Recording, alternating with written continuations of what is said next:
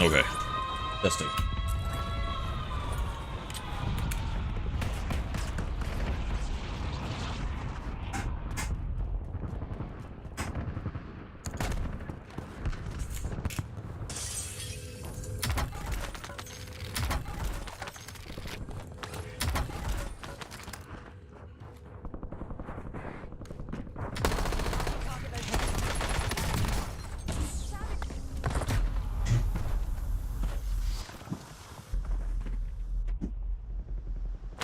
Back on mission. Surging. Go get your revenge.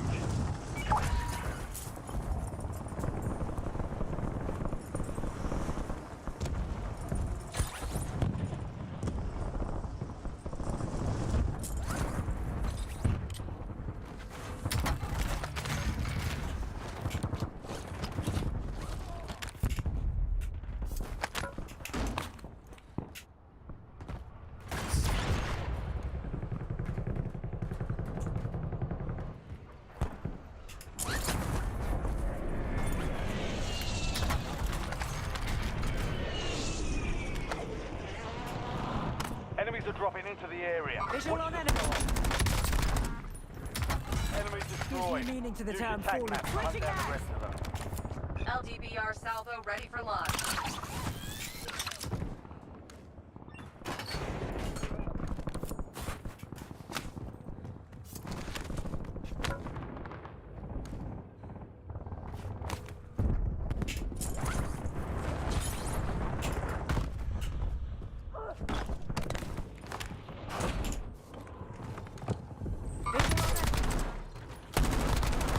Good kill. Marking the rest of that squad on your tac map. Get hunting.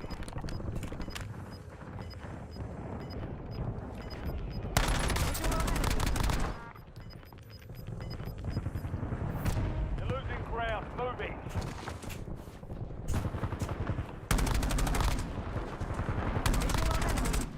Kill confirmed.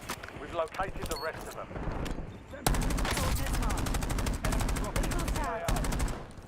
Semtex armed. Target down. Changing mags. Visual on enemy.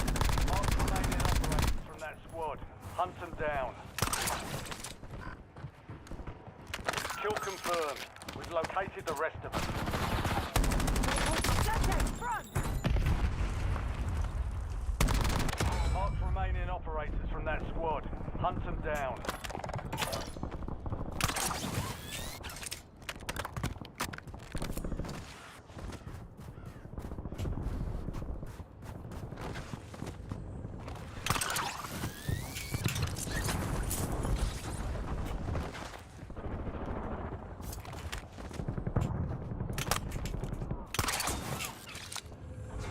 Marking loot cache. Visual on enemy.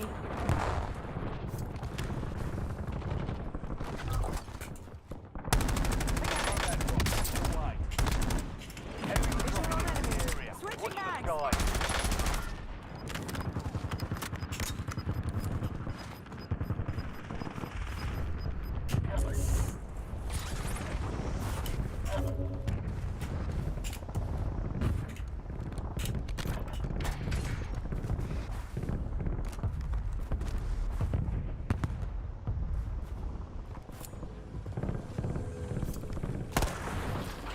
Hello there. Good girl should be rewarded. G'day, Trace. Hi, Tracy AI. Good kill. Marking the rest of that squad on your How we tac doing, map. friend? Get hunting.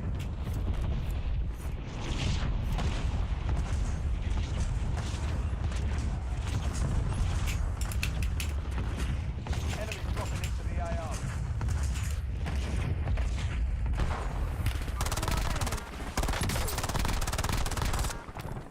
Changing mags. Sending a Semtex. Marking down. Marking the rest of them.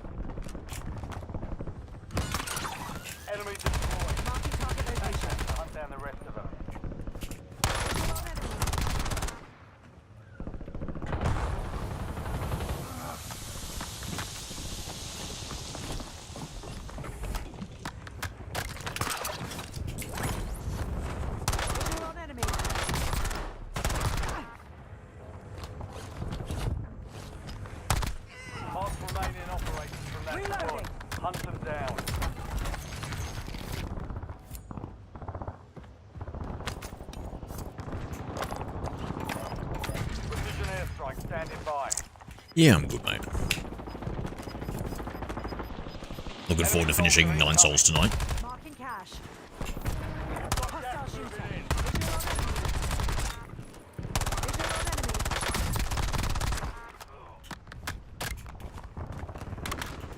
Target down. Marking the rest of them. Kill confirmed. We've located the rest of them. Wow. Switching mags. Wow. Marking the rest of that squad on your tag map. Get hunting.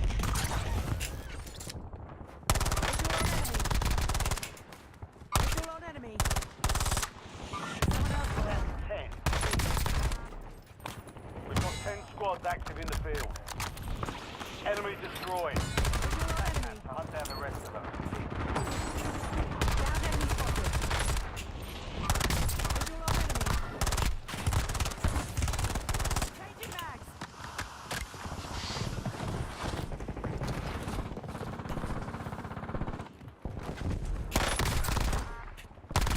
Mark remaining operators from that squad. Hunt them down.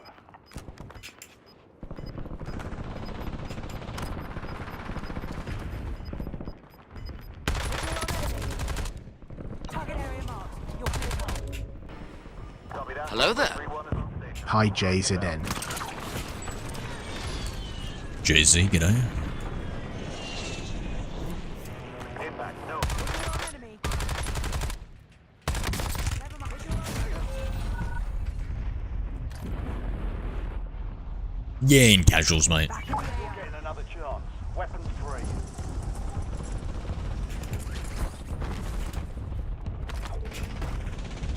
Switching mags.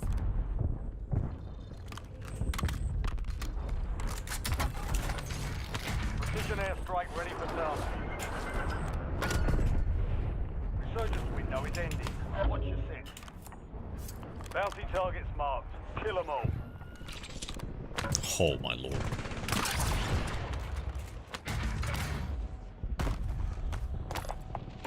Enemies are dropping into the area. Watch the skies. On my final mag. Target down. Marking the rest of them. Target area marked. You're cleared hot. Gas is inbound. Visual on enemy. Changing mags. Kill confirmed. We're locating the rest of them. Shot missed. No joy.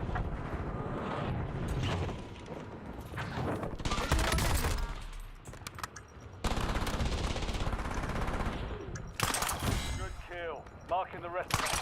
Attack. Get hunting.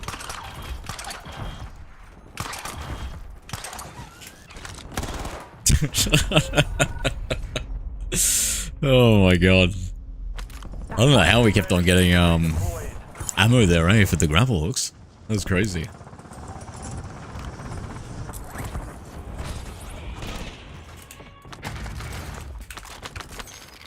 Reloading.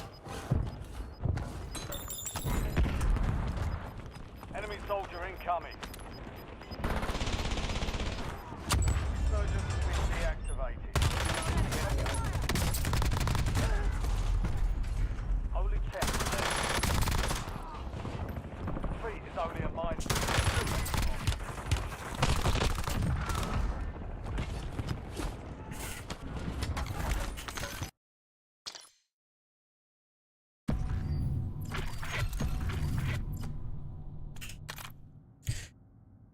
Your thoughts on why am I not getting any audio? Oh wait, no, never mind. On the new Mount Fortune's Keep, hate it. Hate it. What about you? What about you, Jay?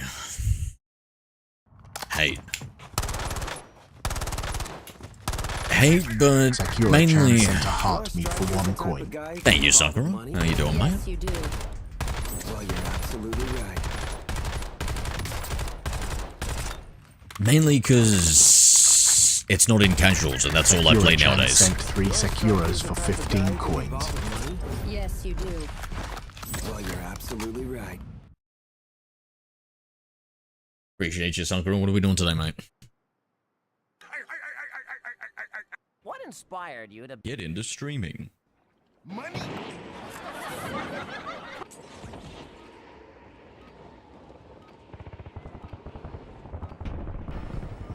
Hello there. Hi Fallume.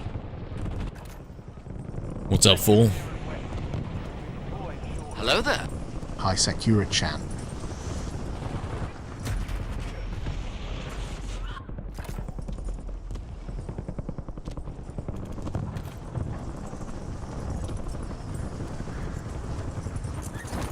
Someone else got them. Coordinates marked. Someone else got them. Forget it. Switching mags. Visual on enemy. Enemies dropping into the AR. Visual on enemy. All stations, this is Shadow 01. Deployment to the war zone has been authorized. Is it cozy in bed? Oh, past your bedtime? Oh, 9:57, of course it's past your bedtime on a weekend. Sakura.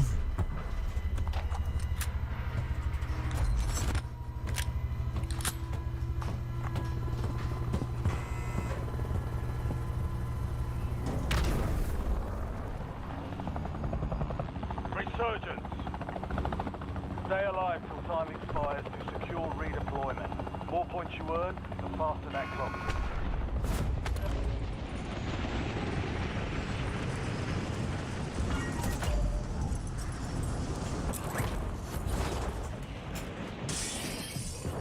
Enemies are dropping into the area. Watch the sky.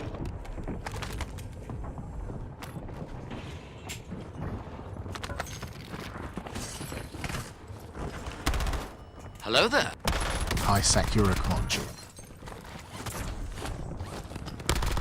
Enemy destroyed. Reloading. Use your attack map to hunt down the rest of them.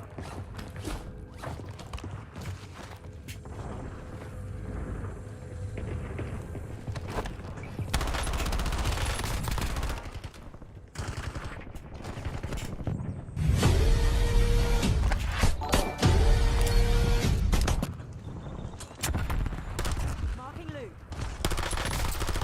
Sakura-chan renewed subscription for 15 months. Yo! Hey, for the 15th month.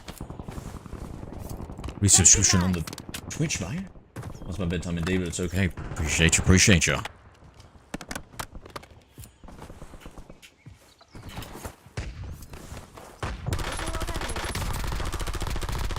Mark the remaining operators from that squad. Fuel confirmed. We've located the rest of them.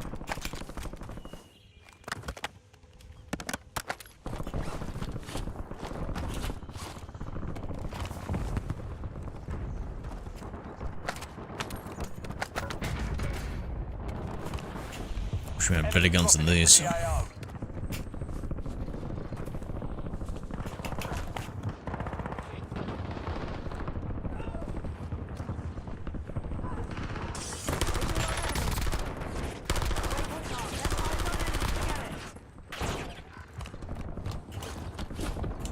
Enemy destroyed. Marking Hunt target down the rest of location. them.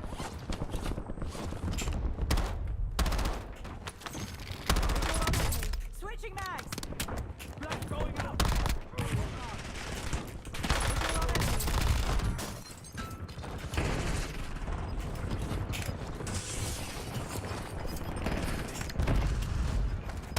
Marking loot cache. Never mind. Someone else got them. Target down. Mark Okay, you know, this riding might have potential. good kill. Marking the rest of that squad on your tac. I haven't tried using it, but it feels like it might be accurate and fast. Enemy destroyed. Use your tac map. High rate of fire, so it's kind of forgiven.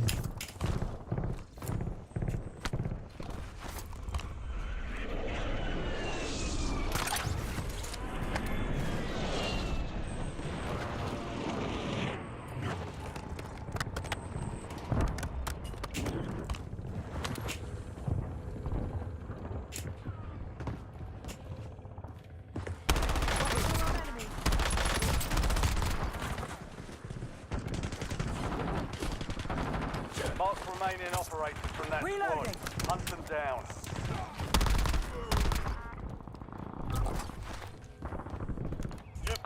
Scout drop inbound. Target down. Marking the rest of them. Kill confirmed. We've located the rest of them.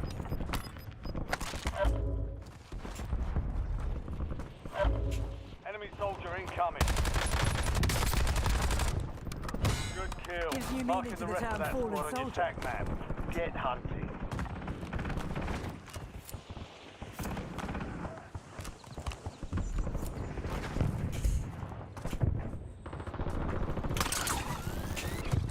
Oh my god, look where it is. How is my loadout there?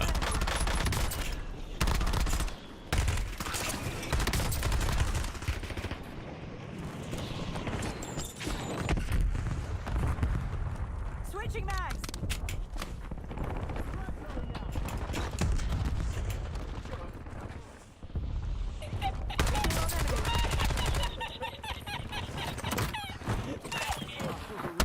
It's accurate from what you used to command LOL 2. Enemy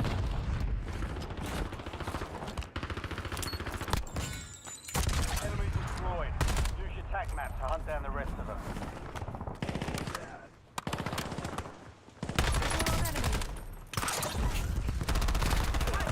Hello there. Hi Sabarugut XD. G'day, sub.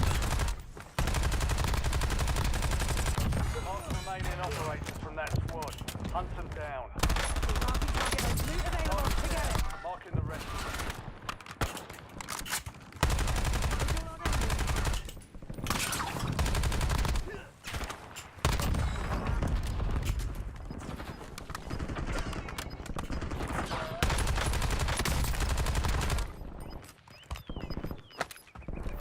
Gas moving.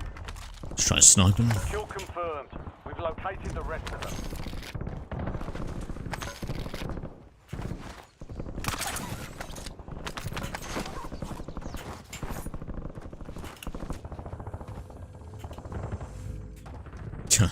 True. True, Sakurai. Can I not?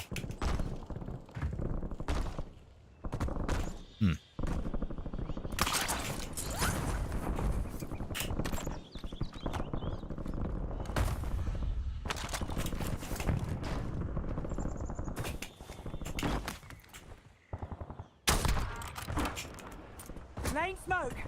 Damn. Lost my grapples. Enemies are dropping into the area. Watch the skies.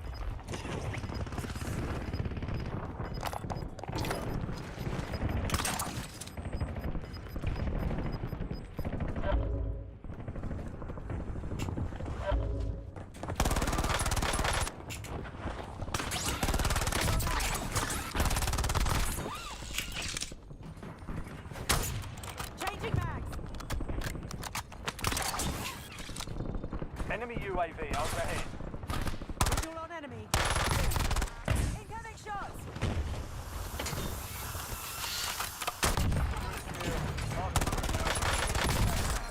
Get hunting.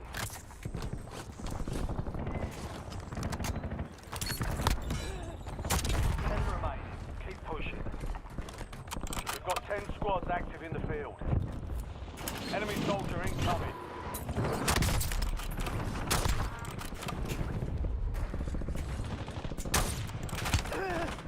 Reloading. Surgeons about to end. Make it count.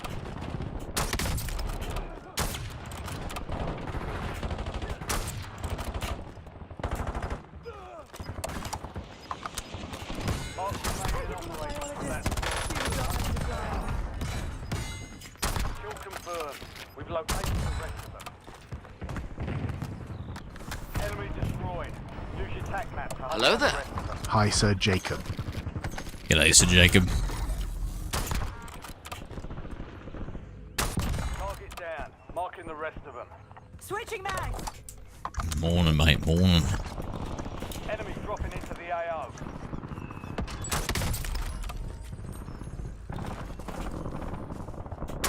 Good kill. Marking the rest of that squad on your attack map. Get hunting. Some light chicken over two. Enemy destroyed. Use your attack map to hunt down the rest of them.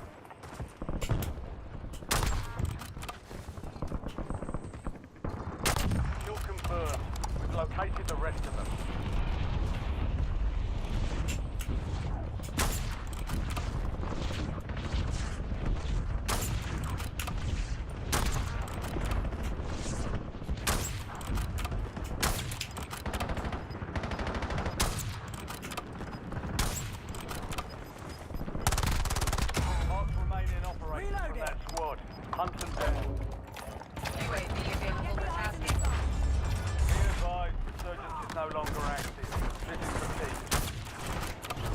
soldier incoming. Visual on enemy.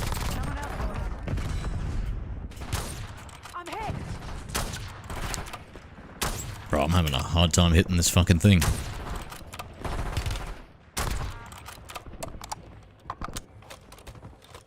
Mission timeline over. UAV exiting the area.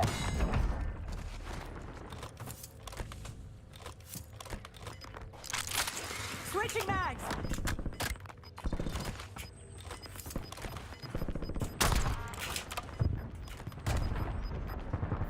Four remaining. Visual on it. Waypoint mark. 5 squads still operational in the AO. Visual on it. We're in the top 3. Don't let up now. 3 squads left in the war zone. Stay alert. Last mag.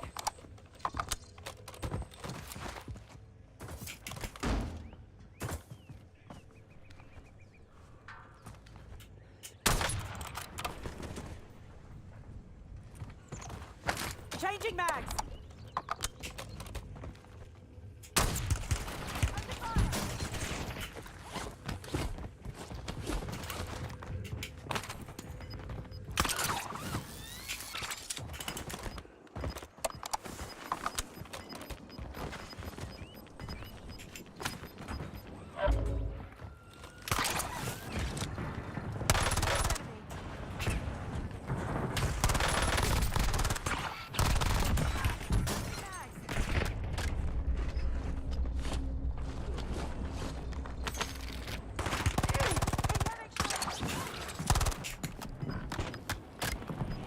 Enemies are dropping into the area. Watch the skies.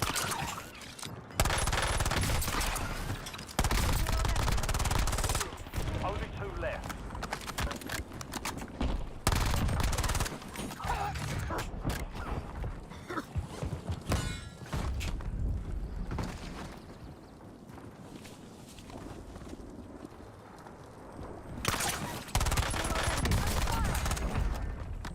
Good work. GG. That's how it's done.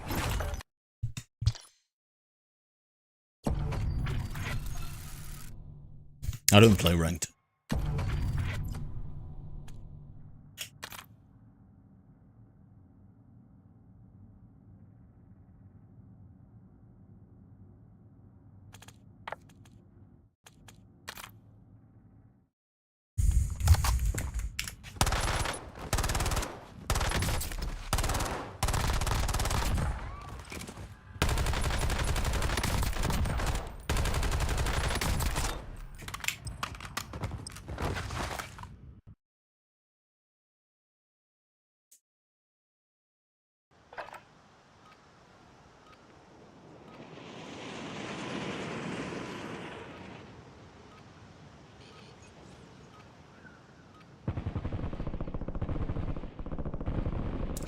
Yeah, I tried Battlefield 6. In fact, they're even having a solos for Red Sec at the moment.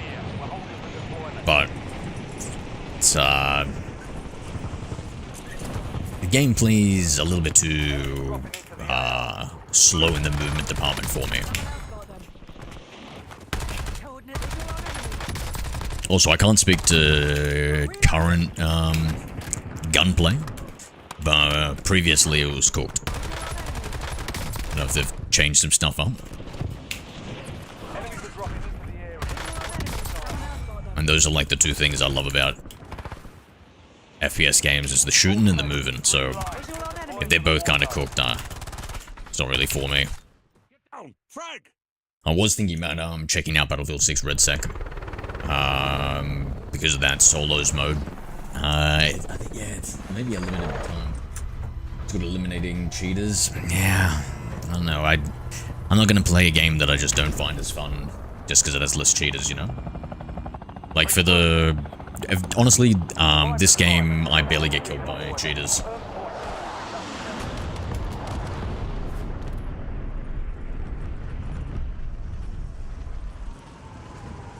To be fair, I'm mainly just play casuals these days, so I reckon there's a much less of them in here. Changing mags. Marking new tag. Good kill. Marking the rest of that squad on your tac map. Get hunted. Someone else got them. Target down. Marking the rest of them.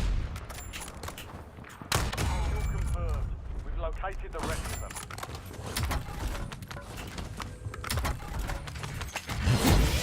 Get rid of that immediately. Hacker Man. He's the most powerful hacker of all time. So Jacob used Command Hacker.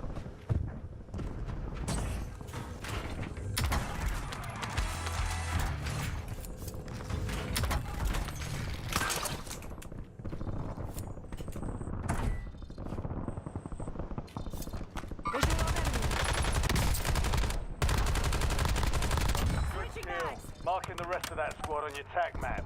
Get Hold hunting. on. Bullshit. Yep. Enemy soldier incoming. Do you think it makes a significant difference? Do you think you get a lot more like kill death ratio in Battlefield 6 than you do COD because of it?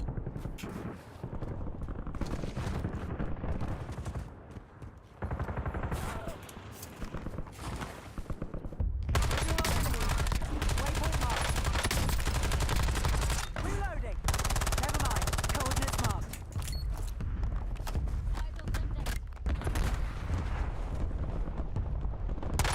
Forget it. Never mind.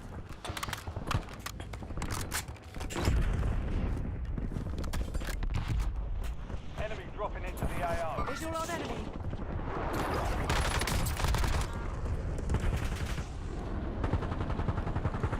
Enemy destroyed. Here comes a quick Use lesson your on tac map gravity. to hunt down the rest. Down enemy. Someone else got them. Mark remaining operators from that squad. On my final Hunt them mag. down. Visual on enemy. Forget it. Never mind. Eyes on changing mags. Waypoint marked. Visual on enemy. Target down. Marking the rest of them. Marking location. Kill confirmed.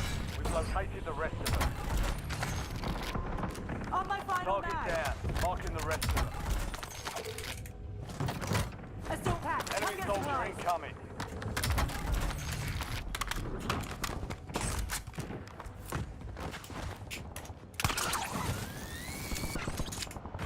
Challenging death. County deaths are received, yeah.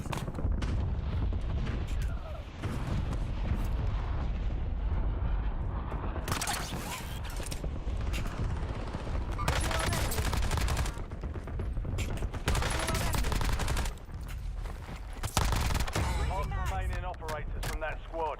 Hunt them down. Hello there. Hi, Azra. It's like somebody parachuted inside, mate. Enemy destroyed. Use your tac map to hunt down the rest of them. How's he g'day, mate?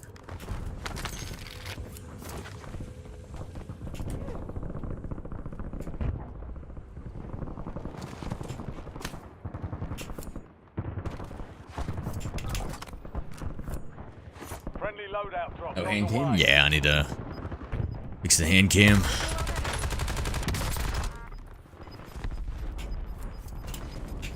Changing mags.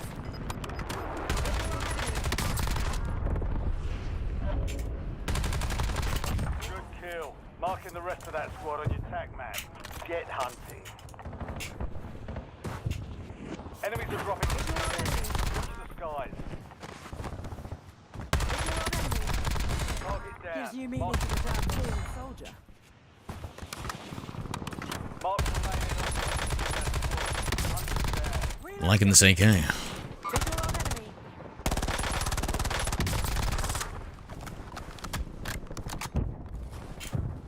Enemy destroyed. Use your tac map to hunt down the rest. Visual on enemy. Good kill. Marking the rest of that squad on your tac map. Get Let's go buy some grapples, actually. A lot of the times grapples fall out of this. Fuck, I love that. Fuck, I love that.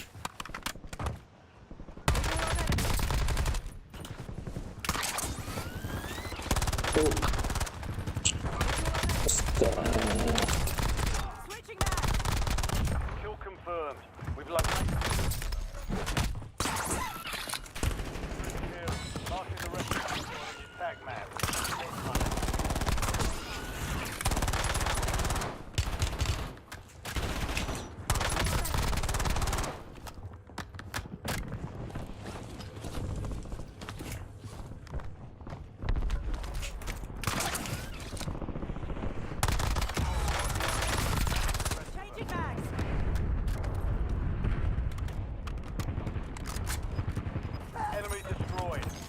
attack map to hunt down the rest of them.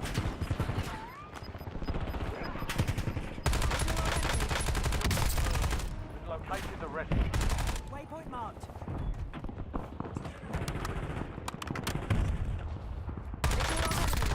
Someone else Mark got them. remaining operators from that squad. Hunt them down. Reloading. Enemy soldier incoming.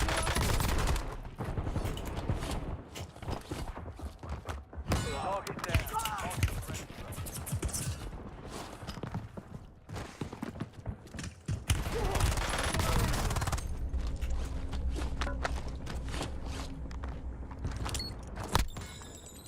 Enemy destroyed.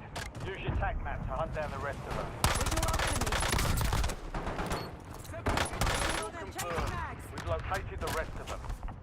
Down enemy spotted. Someone else got them.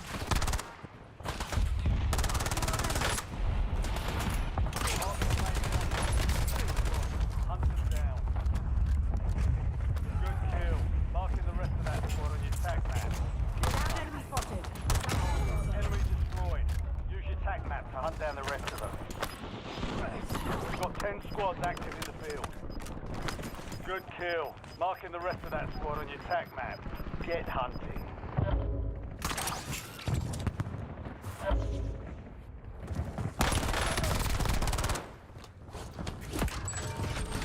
Kill confirmed.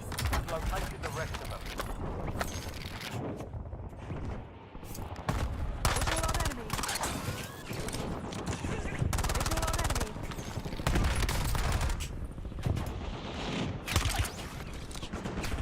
Target down. Here comes a Marking quick the lesson rest on of them. gravity. Incoming shots.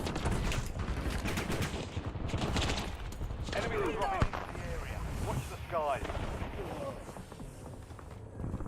Not done yet. Get ready. Resurgence window is about to close. Mark remaining operators from that squad. Hunt them down. Hostile UAV in the area.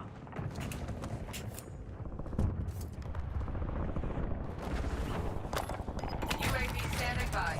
TACOM requesting recon overhead. UAV available for tasking. Gas is closing in. Target down. Marking the rest Ray of them. authorizing UAV mission. UAV standing by. Changing mags.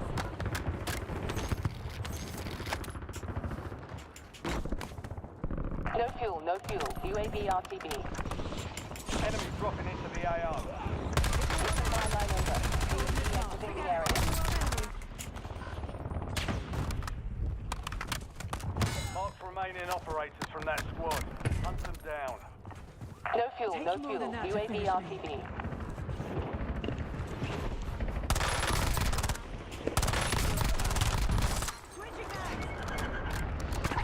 Switching mags. Enemy destroyed. Use your tac map to hunt down the rest of them.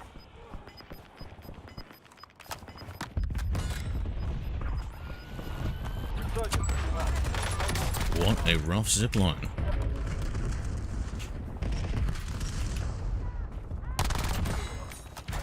Enemy soldier incoming.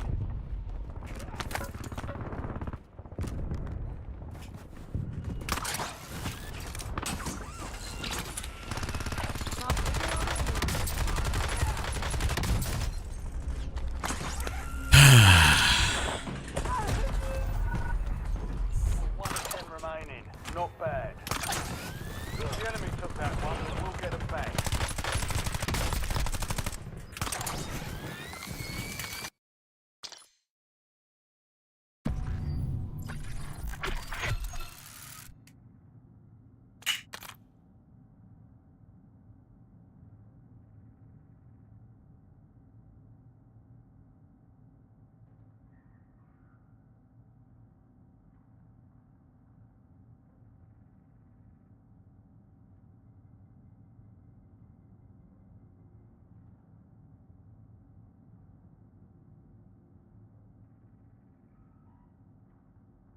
Let's see if we can fix this hand cam, eh?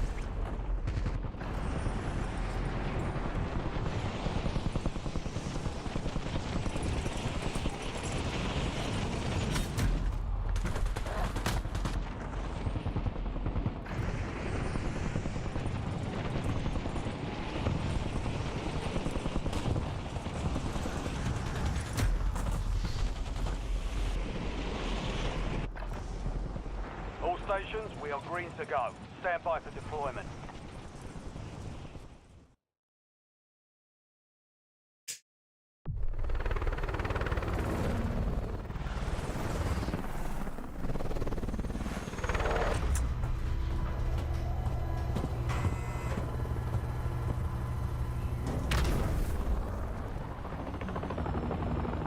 Resurgence. Stay alive till time expires and secure redeployment. The more points you earn, the faster that clock ticks. Immediate alert. No refuse must contaminate the AO. Stay tight. Enemies dropping into the AO.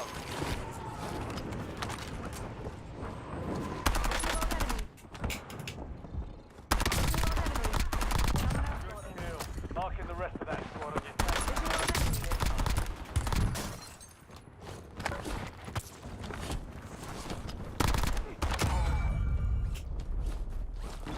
Reloading.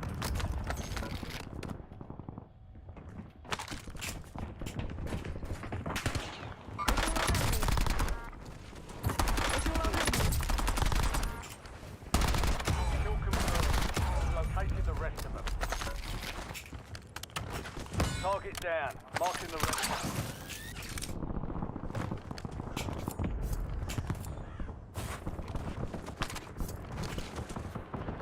Visual on enemy.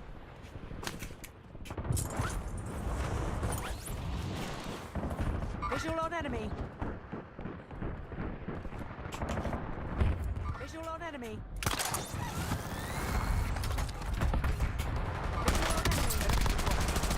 Switching mags. sky. Visual on enemy. Kill confirmed. Located the rest. Never mind. On my Good final kill. mag. Marking the rest of that squad on your tac map. Get hunting. Visual on enemy. Enemy destroyed. Tac map to hunt down the rest of them. Mark remaining operators from that squad. Hunt them down.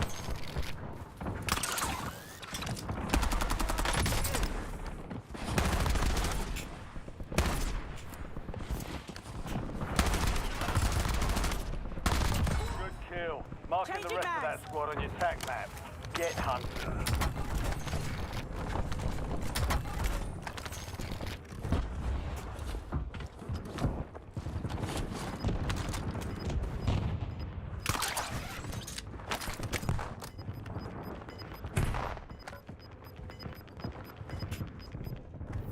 You're losing ground. Moving.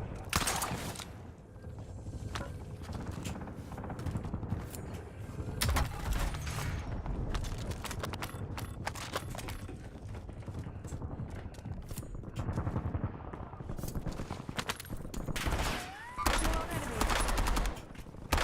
Lethal tagged. Enemy soldier incoming. Reloading.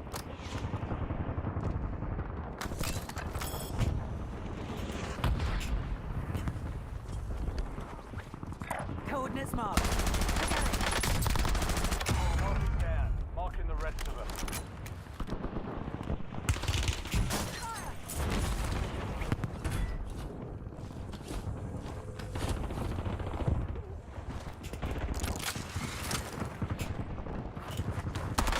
Someone else got them. Changing mags.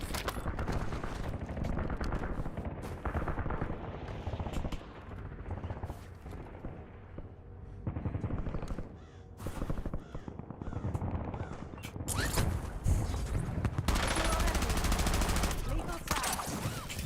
Visual on enemy. Got a loadout. Marking target location. Someone else got Enemy them. destroyed. Use your tac map to hunt down the rest of them. Ooh, MP40. I haven't seen this in a while. Is there like... maybe it's just casuals. People don't care as much. A nice variety of guns. Wider. Wider.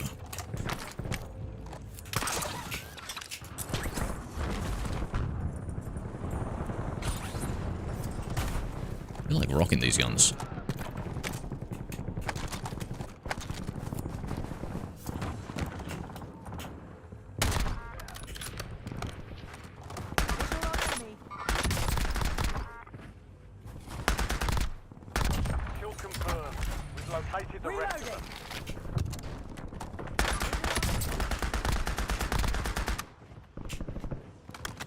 Mark remaining operators from that squad. Hunt them down. Enemy dropping into the AR. Kill confirmed. We've located the rest of them.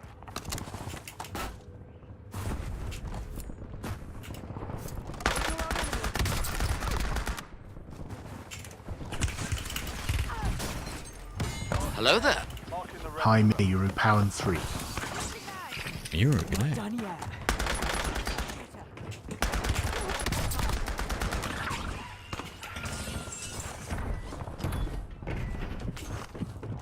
Visual on enemy.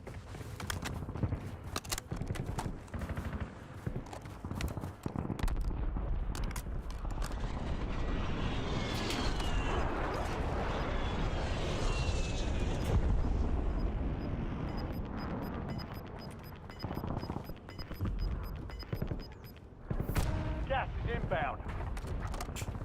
Let's get some grapples. Enemies are dropping into the area. Watch the sky.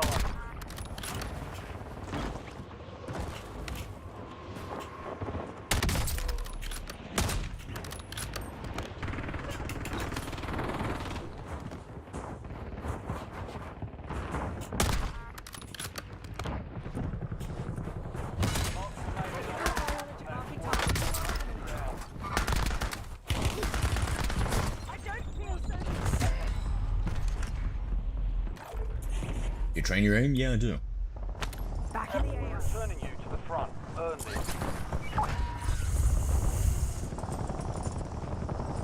Oh, you know what's lucky? Uh-oh.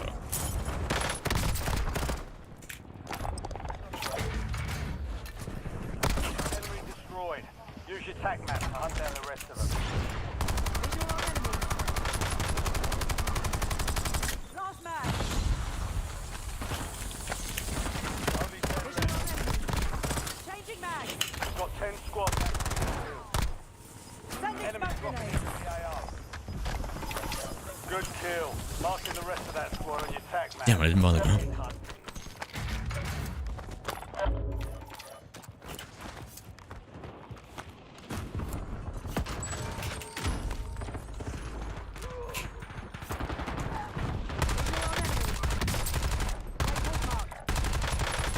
UAV is online. Reloading.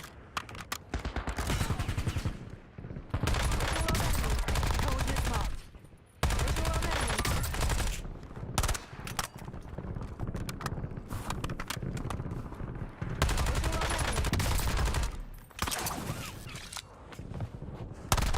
Enemy destroyed. Tac map to hunt down the rest of them. How? Use Aimlabs. It's a free program. Hunt them down. It's about to end. Make it count.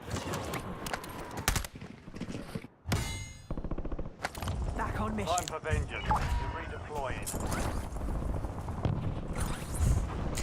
And there's 2 fucking loadies we've lost down there.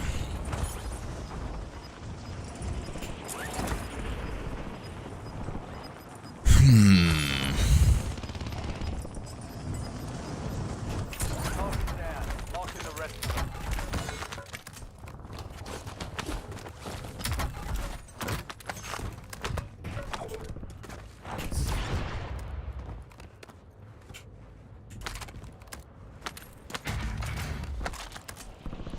Enemies are dropping into the area. Switching Watch back. the skies.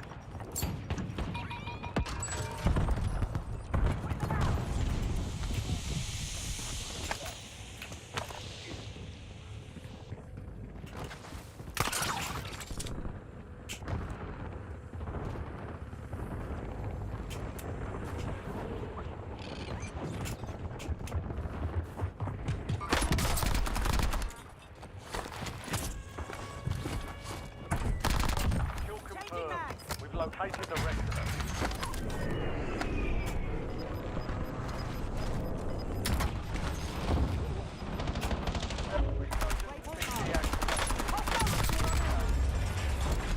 Enemy soldiers.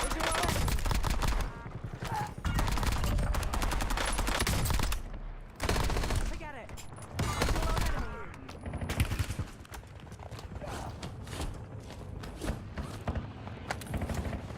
Reloading.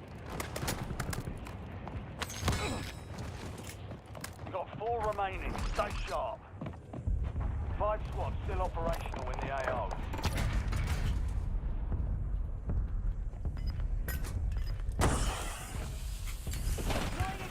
I'm hit. You were 1 of 5 remaining. That was a tough game. Back out there. 3 squads left in.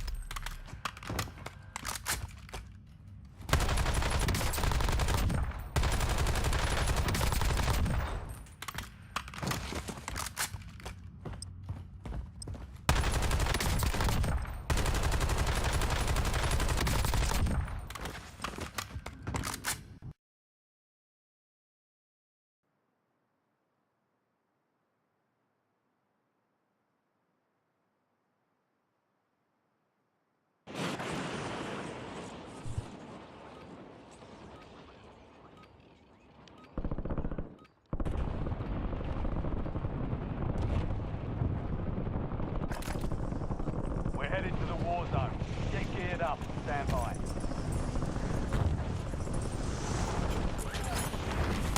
Coordinates marked. Someone else got them.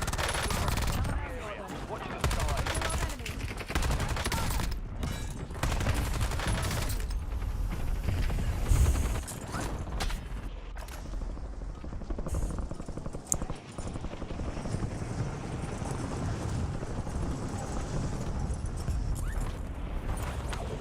Enemy soldier incoming. Visual on enemy. Someone else got them. Prep time's Switching over. mags. Now you deploy to the war zone. Visual on enemy.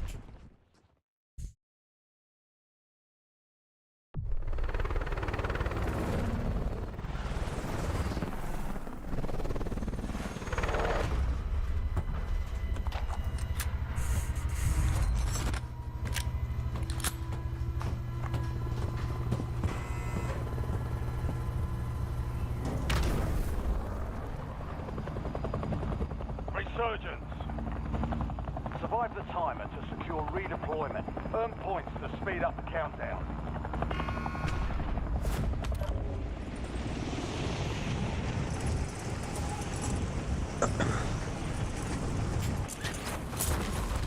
Enemies dropping into the AO.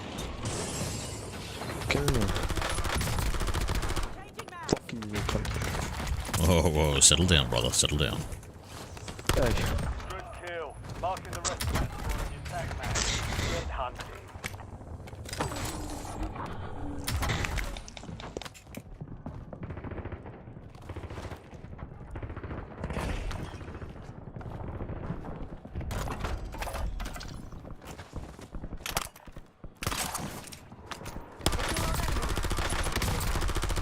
Never mind. Switching mags. We've located the rest of them. Visual on enemy. Enemy destroyed. Use your tag map.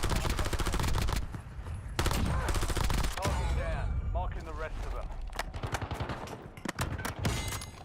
Good kill. Marking the rest of that squad on your tag map. Visual on enemy. Having flashbang. Mark remaining Oh, my final operators mag. from that squad. Hunt them down.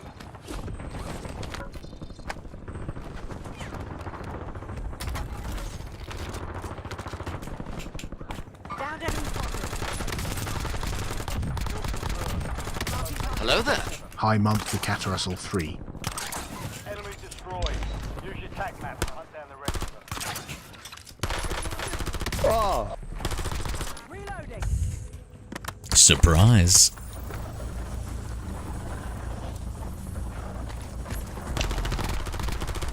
Surprise. You funny gun.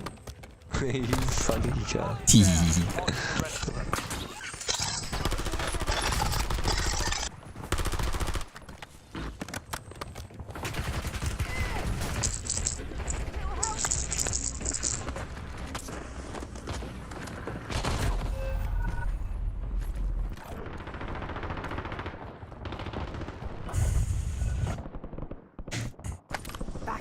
tack on station. Go get after it.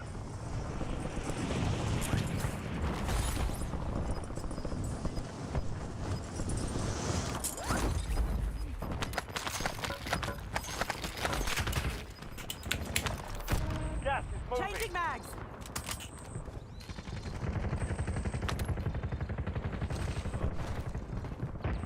Enemy soldier incoming.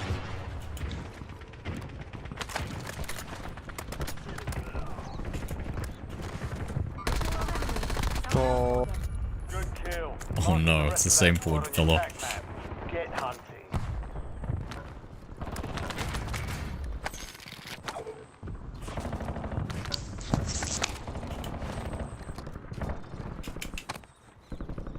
Coordinates marked. Visual on enemy.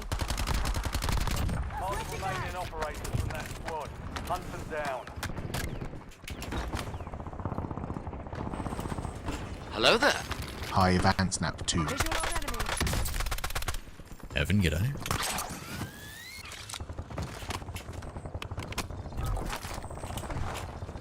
Friendly loadout drops on the way. Visual on enemy. I'm hit. Target down. Marking the rest of them. Enemy dropping into the AO. Visual on enemy. Kill confirmed. We've located the rest of them.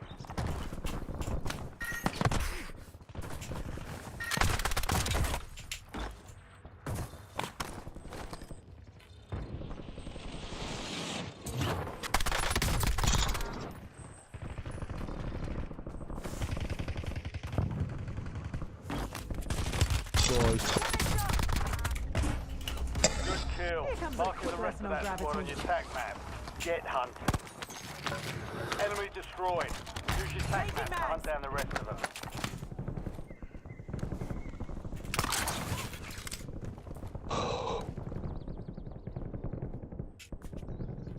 good.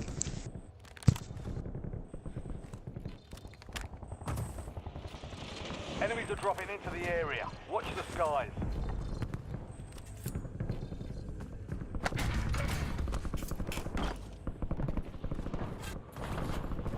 Visual on enemy. Visual on enemy. Reloading.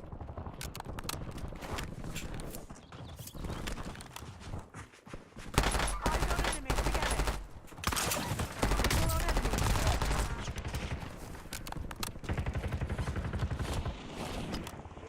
Mark remaining operators from that squad. Visual on enemy. Never mind. Enemy destroyed. Use your tac map to hunt down the rest of them. Visual on enemy. Enemy dropping into the AO. Visual on enemy. Moving.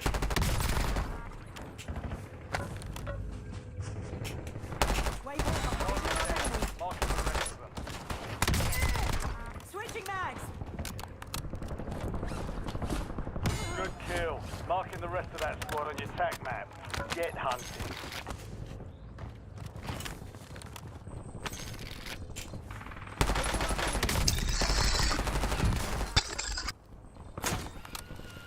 Enemy lethal. Mark remaining operators from that squad. Hunt them down.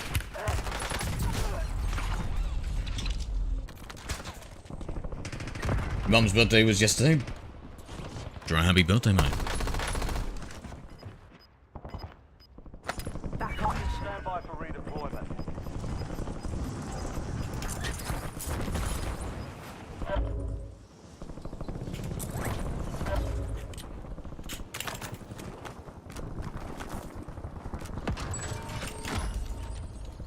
Kill confirmed.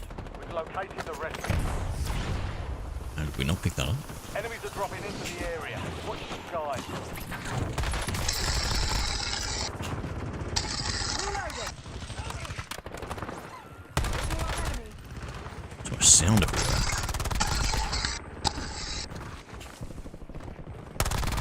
Enemy destroyed. Use your tac map to hunt down the rest of them.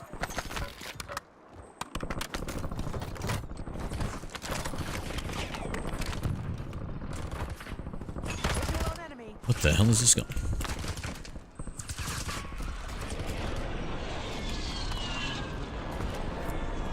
Get ready. The window is about to close.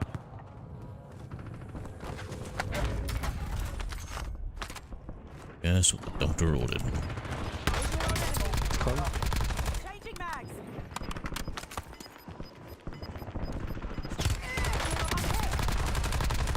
Mark remaining operators from that squad. Hunt them down. Target down. Marking the rest. Marking up. Spotted a contract. Visual on enemy.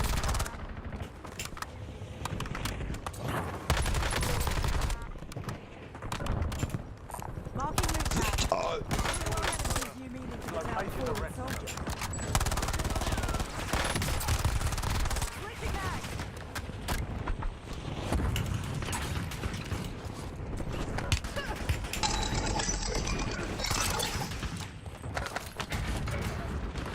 Enemy dropping in.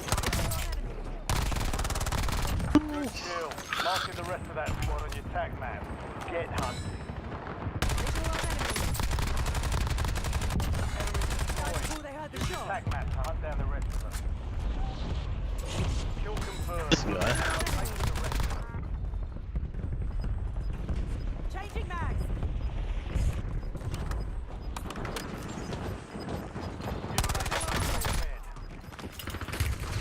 Be advised, resurgence is no longer active. Go back there. Whoa! Fucking dog. Getting shots. Someone else got them. Visual on enemy.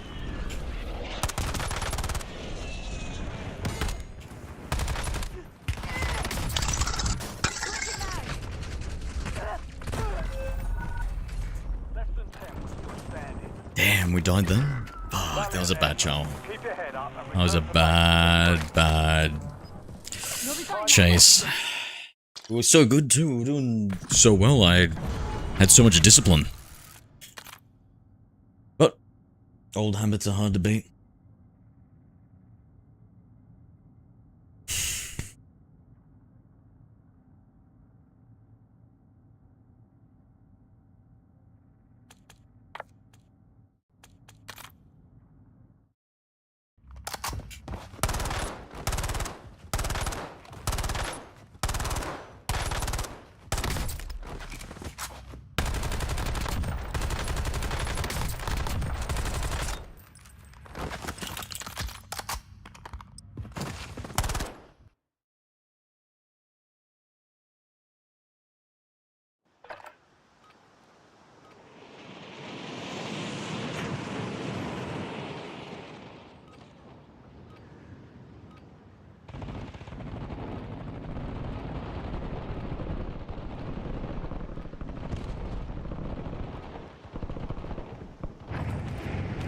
check weapons and gear. We're holding for deployment.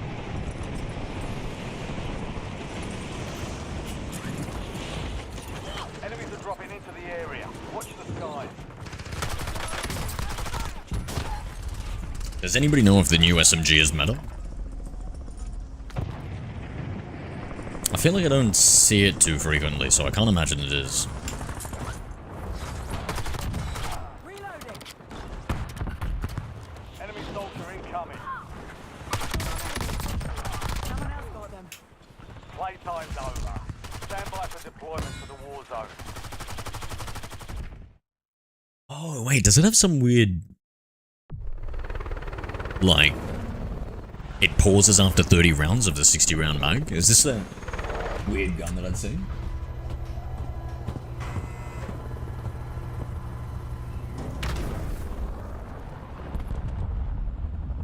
Resurgence.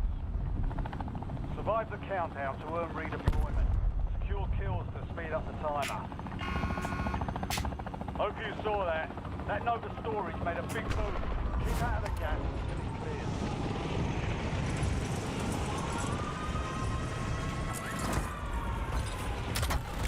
Enemies are dropping into the area. Watch the side.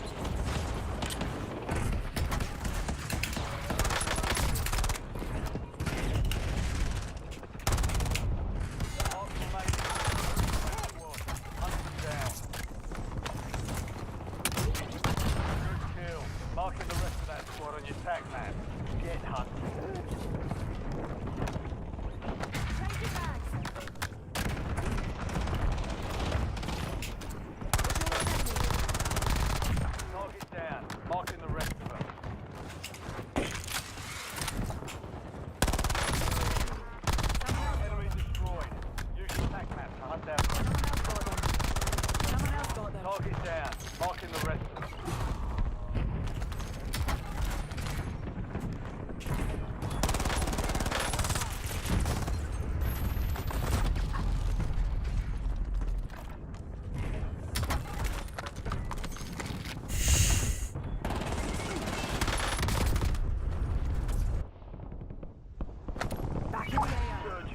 Go get your revenge.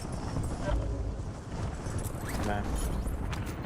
Don't have a preference when it comes to this, you know. Enemy soldier incoming. Just want to work out, and when I work out completely without control. And I go all the way till I can't move, my body aches. Precision airstrike available. Good kill. Marking the rest of that squad. No, like that's what I'm Mark saying. Like, remaining operators yeah, from that squad. Hunt them down.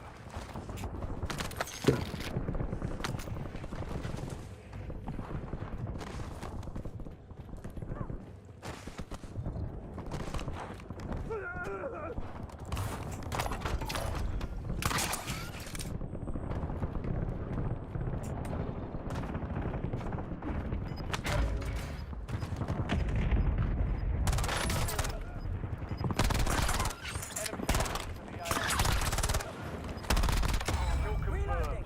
We've located the rest of them.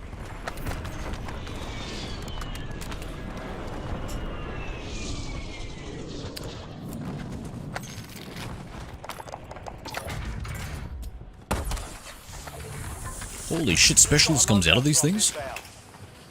What the hell? I gotta break more of them.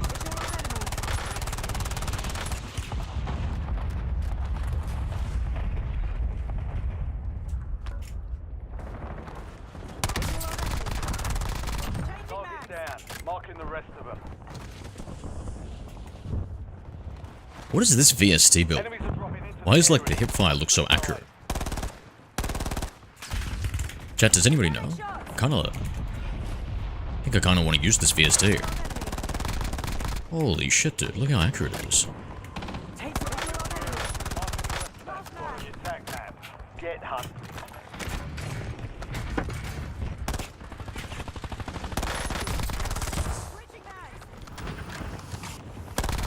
Mark remaining operators from that squad.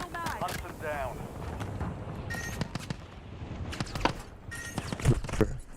Loadout drop headed your way. that you found. Yeah, I love this VST build. It was so fast.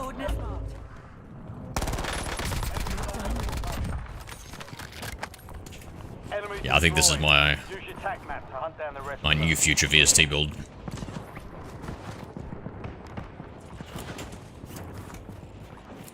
Oh, maybe it's the specialist actually that's really helping out too.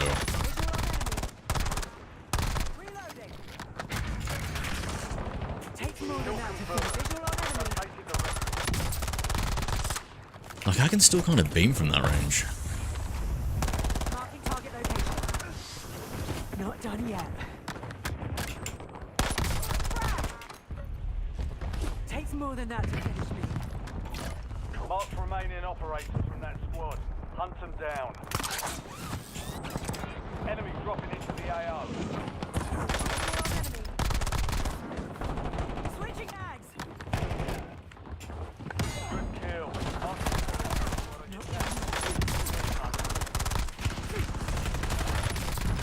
On my final mag. Keep following. Takes more than that to finish me. Someone else got them. Target down. Enemy destroyed. Use your tac map to hunt down the rest of them. Visual on enemy. Changing mags. Enemies are dropping into the area. Watch the side. Visual on enemy. Target down. Marking them.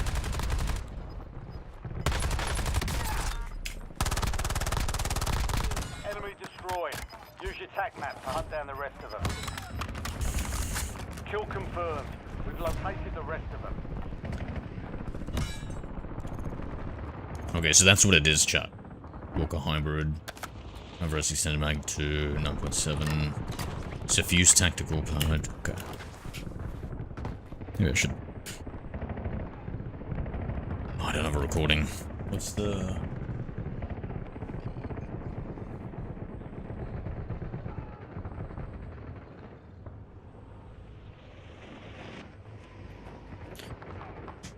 Enemy dropping into the AO.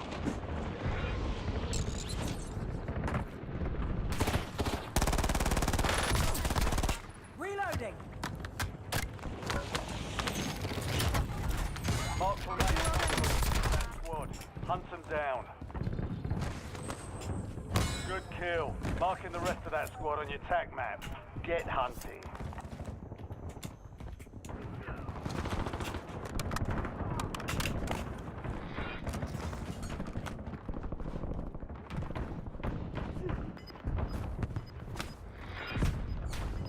Coordinates under fire. Wow. Changing mags.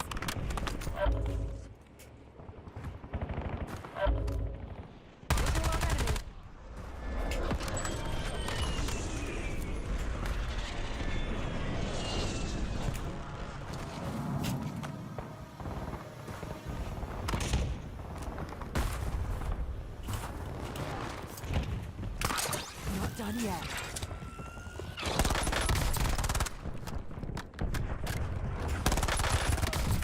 Enemy destroyed. Use your tac map to hunt down the rest of them. Enemy soldier incoming. Kill confirmed. Take it from a biologist. Located the rest Humans of them. aren't meant to fly. Hello there. Hi, Rogers Surgeon's and window is 6. ending. Hey, Watch your Raj. six.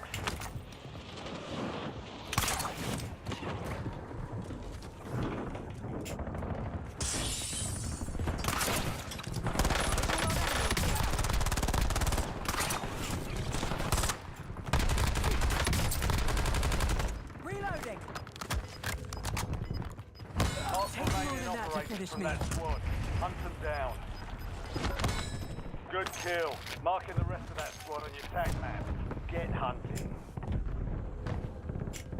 Enemies are dropping into the area. Watch the skies. Target down. Marking the rest of them. Marking cash. Switching mags.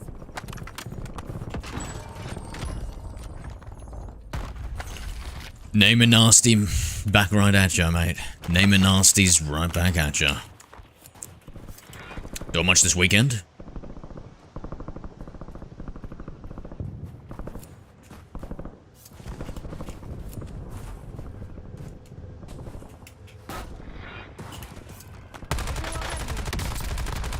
Enemy destroyed. Use your tac map to hunt down the Reloading. rest of them.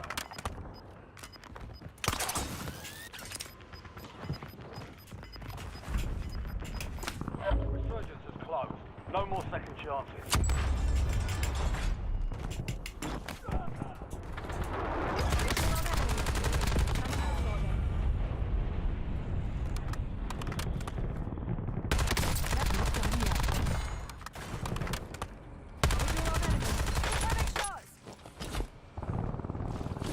Changing mags.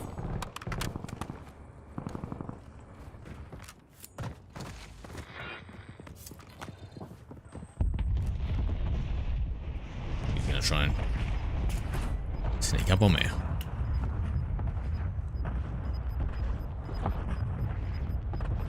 Maybe not.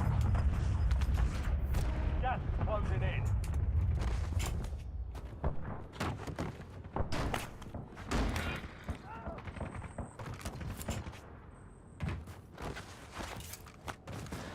You're in the top 5. Bring home. Five squads still operating. Take more than that to finish me.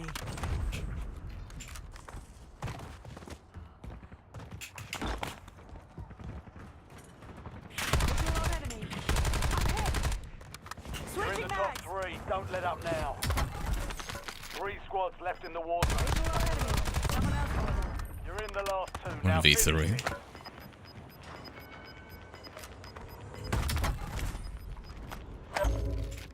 Pushing down for the buyback.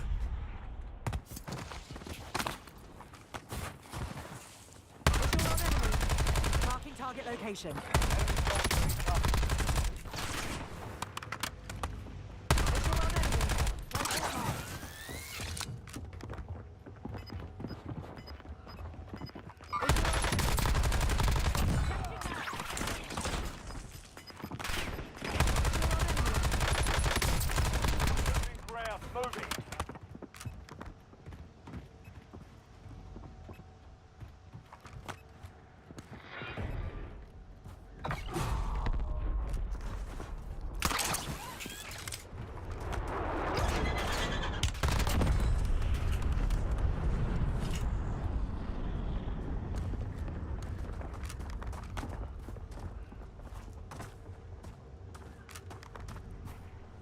was he getting shot from over there? Reloading.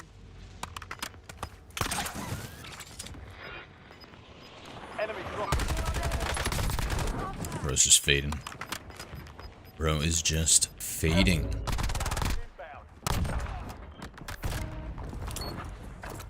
Hostile assault map. Not done yet. Forget it.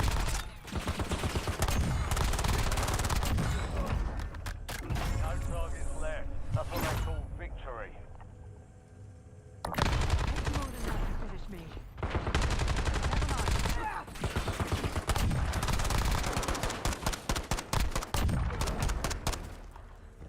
Sir, I know you know mutton. Yep. It's goat meat. It's the best meat I ever ate. Yeah. Have you ever tried beef, brother? If you like mutton, oh my god. Beef is gonna knock your socks off. I like mutton. Mutton is pretty goated.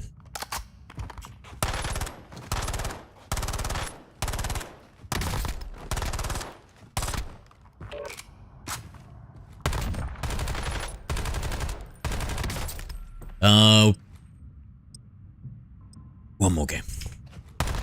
One more little game. Then we have a breather. Then we play some Nine Souls.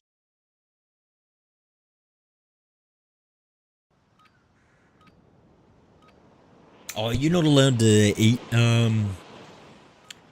beef cow in India, Raj? Does nobody eat, cow? Because your, religion is closely, like, linked to your government, right? So is it, illegal? Never mind then. Listen, the most tastiest, delicious meat of your entire life, don't worry about that. Switching mags. The meat to end all meats.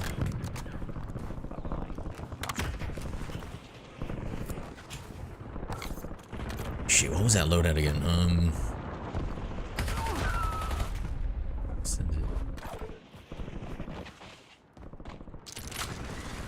All stations, this is Shadow 01. It was a barrel. Warzone has been authorized. Immunity barrel.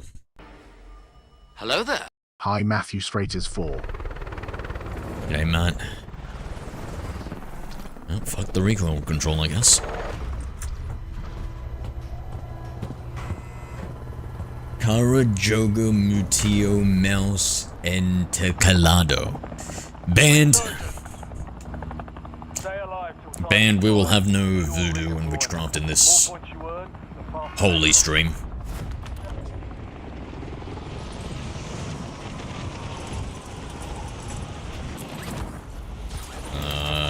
Barbecue bacon cheeseburgers is the Watch the sky. with bacon. Is as unhealthy as we'll go around here.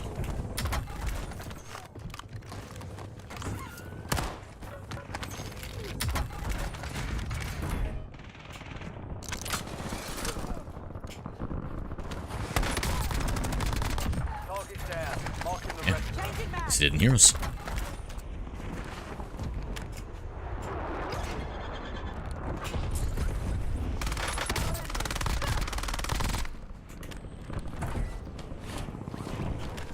Nice, our own weapons. Let's get started. Remaining operators from that squad. Hunt them down. Kill confirmed. We've located the rest. Someone else got them. Enemy destroyed. Use your tac map to hunt down the rest of them. Enemy dropping into the AR.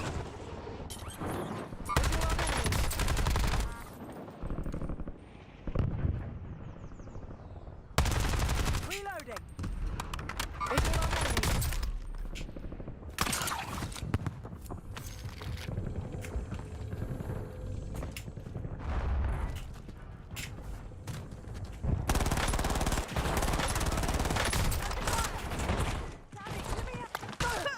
Poorly played. Poorly played. Are you satisfied with the watch, mouse, and keyboard? Oh, you play a lot of mouse and keyboard. Thank you, brother. Thank you.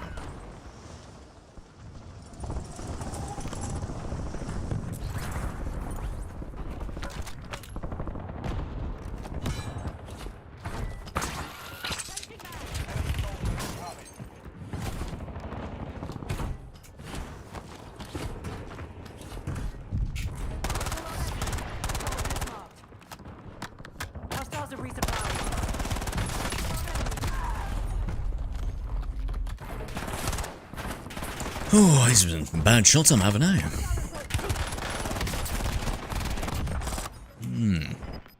Bad shots indeed. Returning you to the front. Earn this. Gas is moving.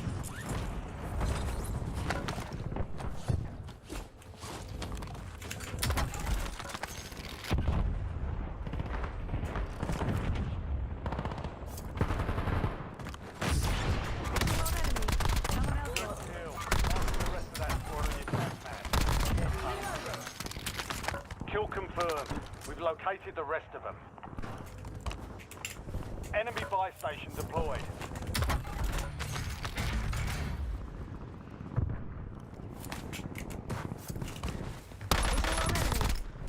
Waypoint marked. Down. Someone else got them. Target down. Marking the rest of them. Hostile vehicle spotted. Enemies are dropping into the area. Watch the skies.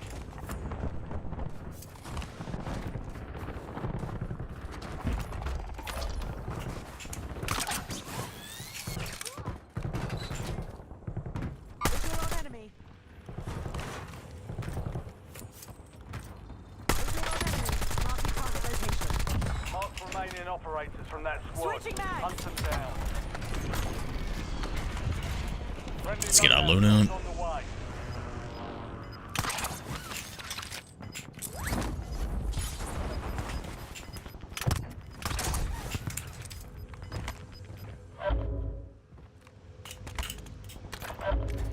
Lane smoke. I need somebody down here.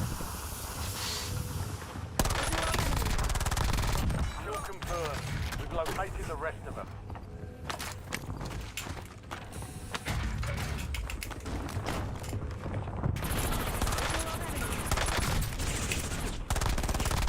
Reloading.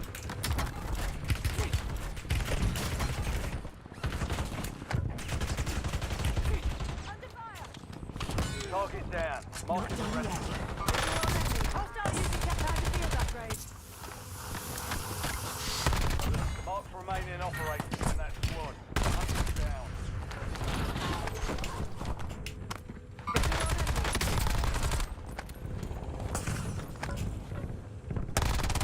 Enemy destroyed.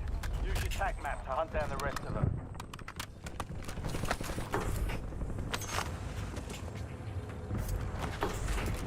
Enemy dropping into the AR.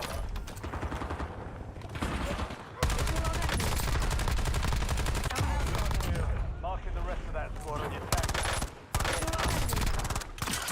Target down. Marking the rest of them. Here comes a quick lesson on Good gravity. kill. Marking the rest of that squad Everyone on is your very tac like map. the friends, yeah. Get done. Visual on enemy. Glad you do, glad you do.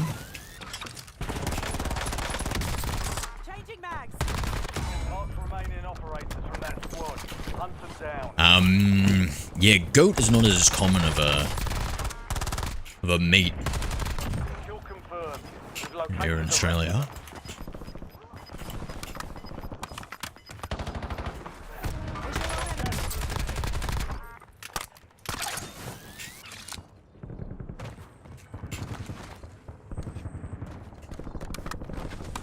Visual on enemy.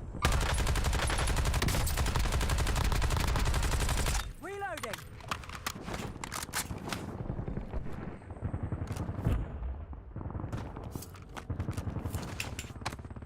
There, I can get real shots over there, I think.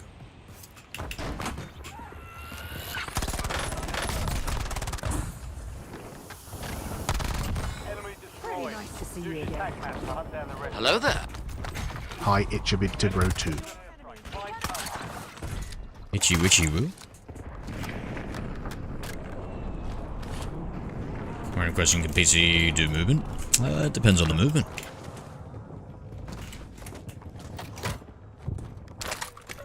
Changing mags. Good kill. Marking the rest of that tac map. Mark remaining operators from that squad. Hunt them down. Kill confirmed. We've located the rest of them. Enemy dropping into the AR. Hostile using tactical. Destroyed. Switching mags. Marking the rest of them.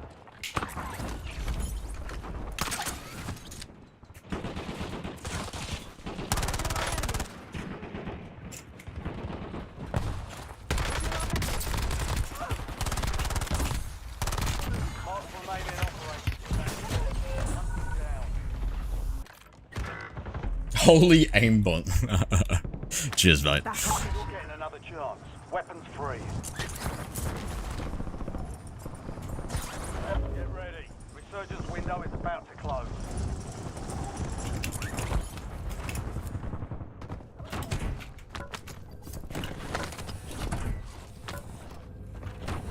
Enemies are dropping into the area. Watch the skies. Napalm strike ready for Waiting delivery. strike location. Gas can approaching target. Incendiary release. Gas can 49 exiting mission area. Enjoy the burn. Gas moving.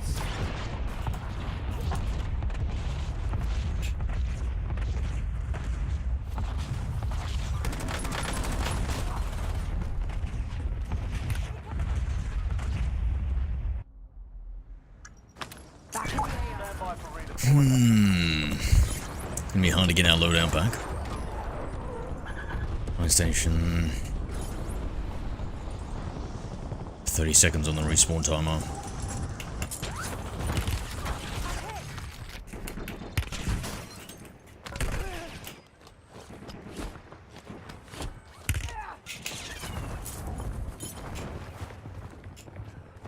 Waypoint marked. Visual on enemy. Semtex, up! Reloading. Kill confirmed. We've located the rest of them.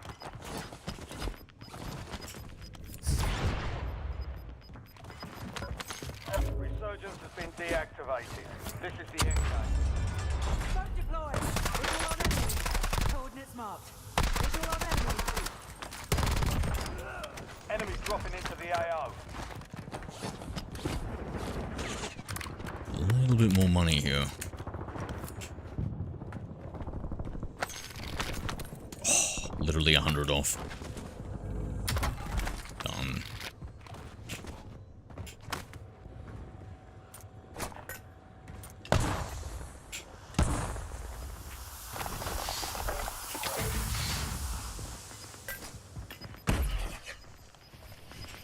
You've got a loadout drop inbound. You've got gas moving in.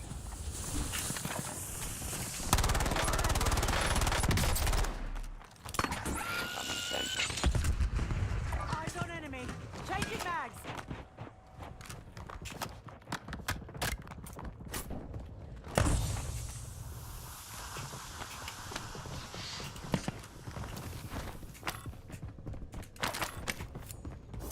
Gotta make a rotation.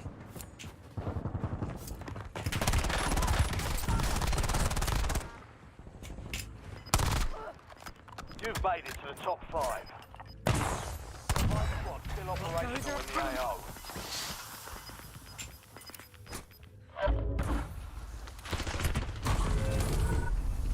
Less than 5 were still standing. Next time we'll take that victory. I think they... Was that the Nix? Was that the guy we killed? We'll get double. I think he was calling us a puss. Tactical analysis. Outplayed.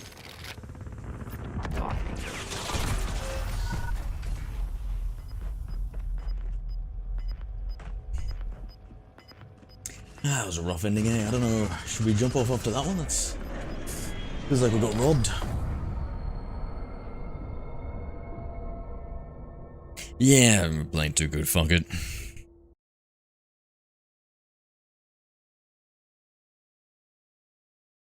So, Habibi, what do you reckon? PC got movement, mate?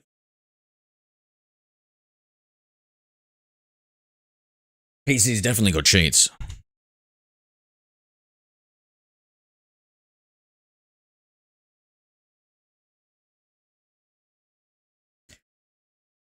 Let me see.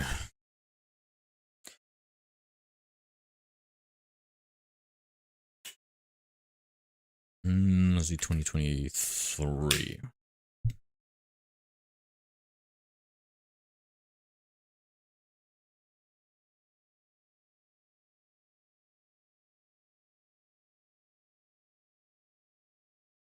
Disney Illusion Island. I love the art direction of classic Mickey animation, the soundtrack that felt like a trip to Disney World, or just the humor that somehow got a chuckle out of a group of 20-somethings on a couch. But what Hello I there. really appreciated was Highest how on much 4. this game did to make itself accessible as a Yeah, 4-player Aston. local co-op platformer. It's all of the little things adding up, like the camera for instance.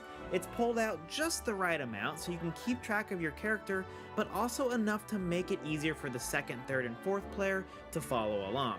There are also a ton of areas thrown in that have the camera stop entirely, so no one character is Top followed. co-op The games I'm small checking touch out. that only real couch co-op fans can appreciate. But it's I bet this Sons of the Forest.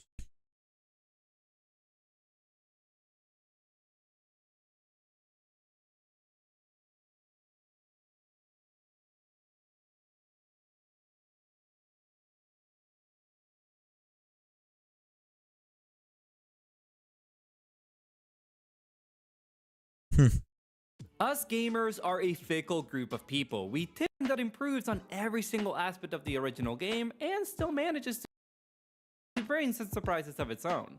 Combat is way more satisfying, progressing the story is significantly easier, and the new building system makes the game even more cooperative than before. Now the team, they could have just stopped there, but they continued to surprise us with some great additions to the survival sandbox. I obviously gotta give a shout out to our boy Kelvin, who made surviving so much more efficient and overall way more fun. Another highlight for us are the new wacky ways to traverse the island, like using sleds in the snow or riding our one wheels on the beach. These really gave the game that extra cherry on top. Sons of the Forest remains just as cooperative as the first game, if not more so. New enemy types kept us on our toes, and it was a lot of fun to put our heads together to solve the new mystery this time around. We played this at launch and felt like it was pretty feature complete then, so I can't imagine how much better the game will be when it launches in full on February 23rd. So if you haven't hopped in yet, then you're in luck, cause that's the perfect time to check out Sons of the Forest. Look, I don't want to talk down to our wonderful subscribers, but did any of you take our advice and play Patch Quest? Really? Nobody? Okay, well here's your last reminder that you need to open up your Steam stores on your little Steam decks and download Patch Quest for a measly $15. Jokes aside, we really meant it back in March when we said that this was the indie gem that you'd skip. So much so, it's sitting on the stellar list proudly at number 8. For the uninitiated, this is a co-op roguelite that mashes together pretty much every genre under the sun and comes out the other side unscathed. But from a co-op perspective, our standout feature is mixing and matching different monster rides to create your own combos. It looks like a lot on the screen, but the abilities of each monster help keep the chaos at bay, and when you mix a defensive monster with a monster who can slow down time to make the bullet hell gameplay a little more manageable, it's just pretty cool.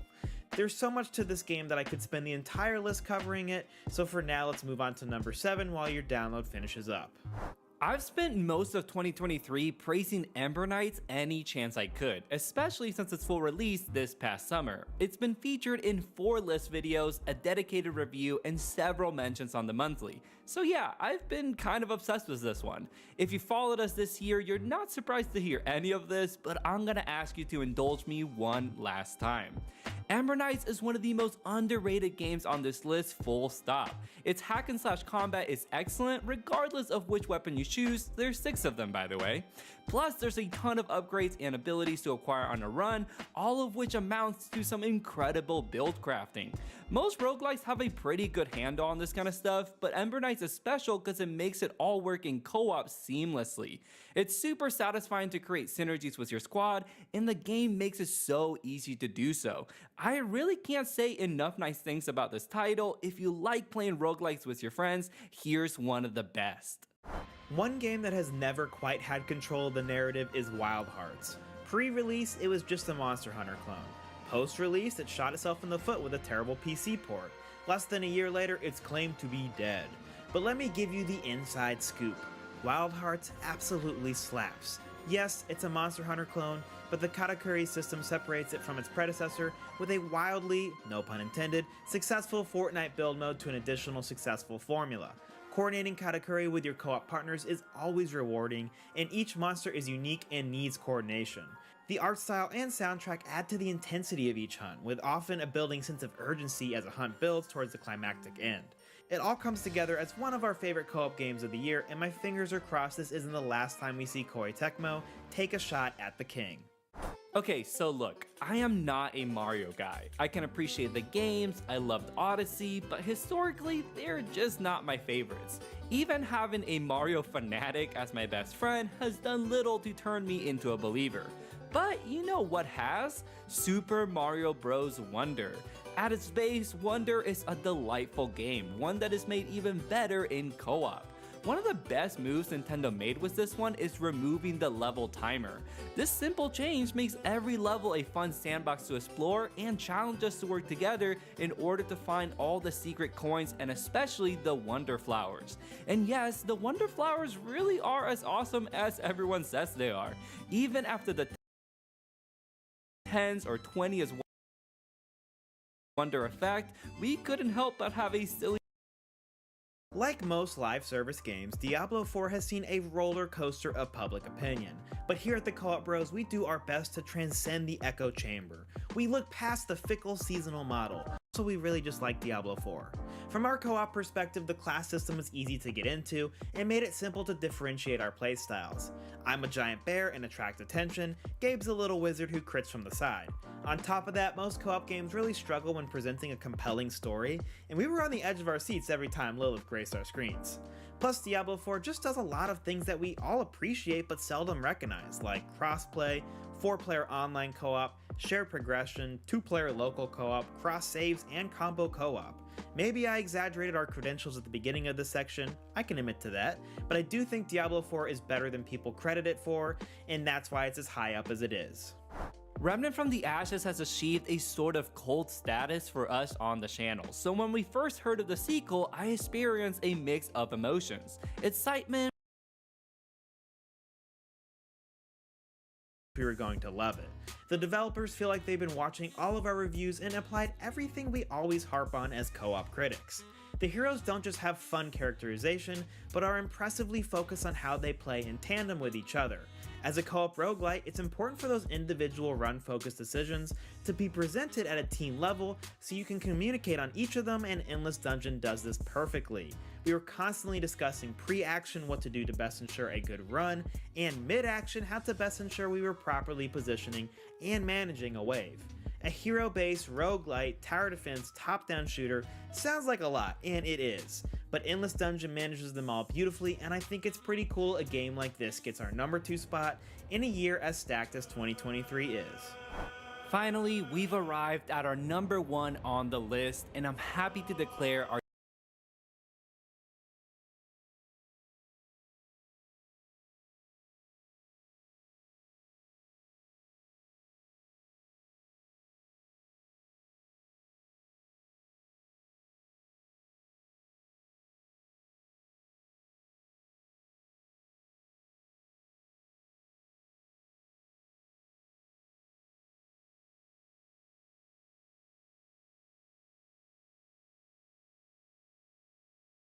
The RPG elements are basically gone. It's linear and short compared to the Dying Light games, but honestly, it makes it a really good game for co-op. It's a little more compact. Hey and co-op a lot more gamers, tightly welcome back to the designed, channel. And it Today keys we have in a on special what Dead Island does well, which is zombie carnage, of course. The violence is just crazy and a big part of the marketing, but looking past that, it's a really fun game. Number 7 is Splinter Cell Chaos Theory. Co-op was introduced in the third of Put a gap, blah, blah, blah. Put a gap. Chaos Theory, one of the best stealth games ever, but with 2 players. The co-op missions tend to be a little more open-ended and complex compared to the normal game, and while the environments are similar to the main game, the actual maps are heavily remixed and changed to accommodate 2 players. Yeah, it's Chaos Theory with 2 players, but Chaos Theory is amazing. Number 5 is The Legend of Zelda 4 Swords Adventures, an utterly absurd GameCube exclusive, and one multiplayer. If it's just you, it's playable with the standard.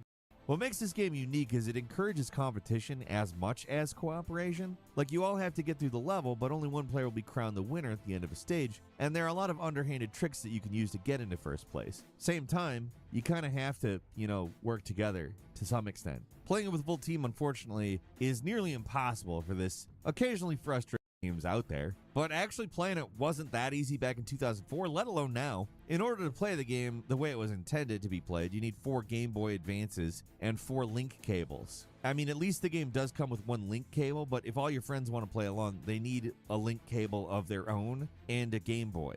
That's because this game uses the Game Boy as a controller exclusively when you're playing multiplayer. If it's just you, it's playable with the standard controller, but if you have 1 or more friends, you need link cables. And it's nearly impossible to get the game going now. But if you somehow have all the tools you need, it's one of the most entertaining co-op campaigns ever. What makes this game unique is it encourages competition as much as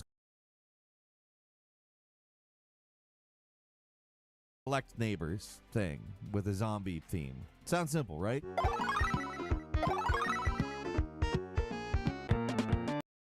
And a couple of bonus games for you. First, Evil West. Yeah, you can play through this one with a buddy. I'm always talking up this game, but I don't think I've ever talked about the co-op. It's great. It's an aggressively linear game, but the thing that makes me keep coming back is the combat, and guess what? It's better with a friend. It does take a while to get going. It introduces all the gameplay mechanics pretty slowly, but once you've got a full arsenal and all your tools, then this game is an absolute blast to play. Feels kind of boring at first, but stick with it. It gets a lot better. Next is Vermintide 2, another one of those Left 4 Dead likes, but it's easily one of the best of them. Instead of zombies, you got rats, and instead of mostly guns, with a few melee weapons, it's primarily about melee. You start at one end of a map, and your job is to cut a bloody swath of carnage to the end. You're swarmed by dozens, if not hundreds of monsters, with variants of bosses who appear every once in a while, and it's absolute chaos, especially on the hardest difficulties. It's a game that really uses the Warhammer license to the fullest, and at least at the time of writing, it's still the best game in the series and the easiest one to jump in and play. Next is the Borderlands series. The first game introduced the formula these games have,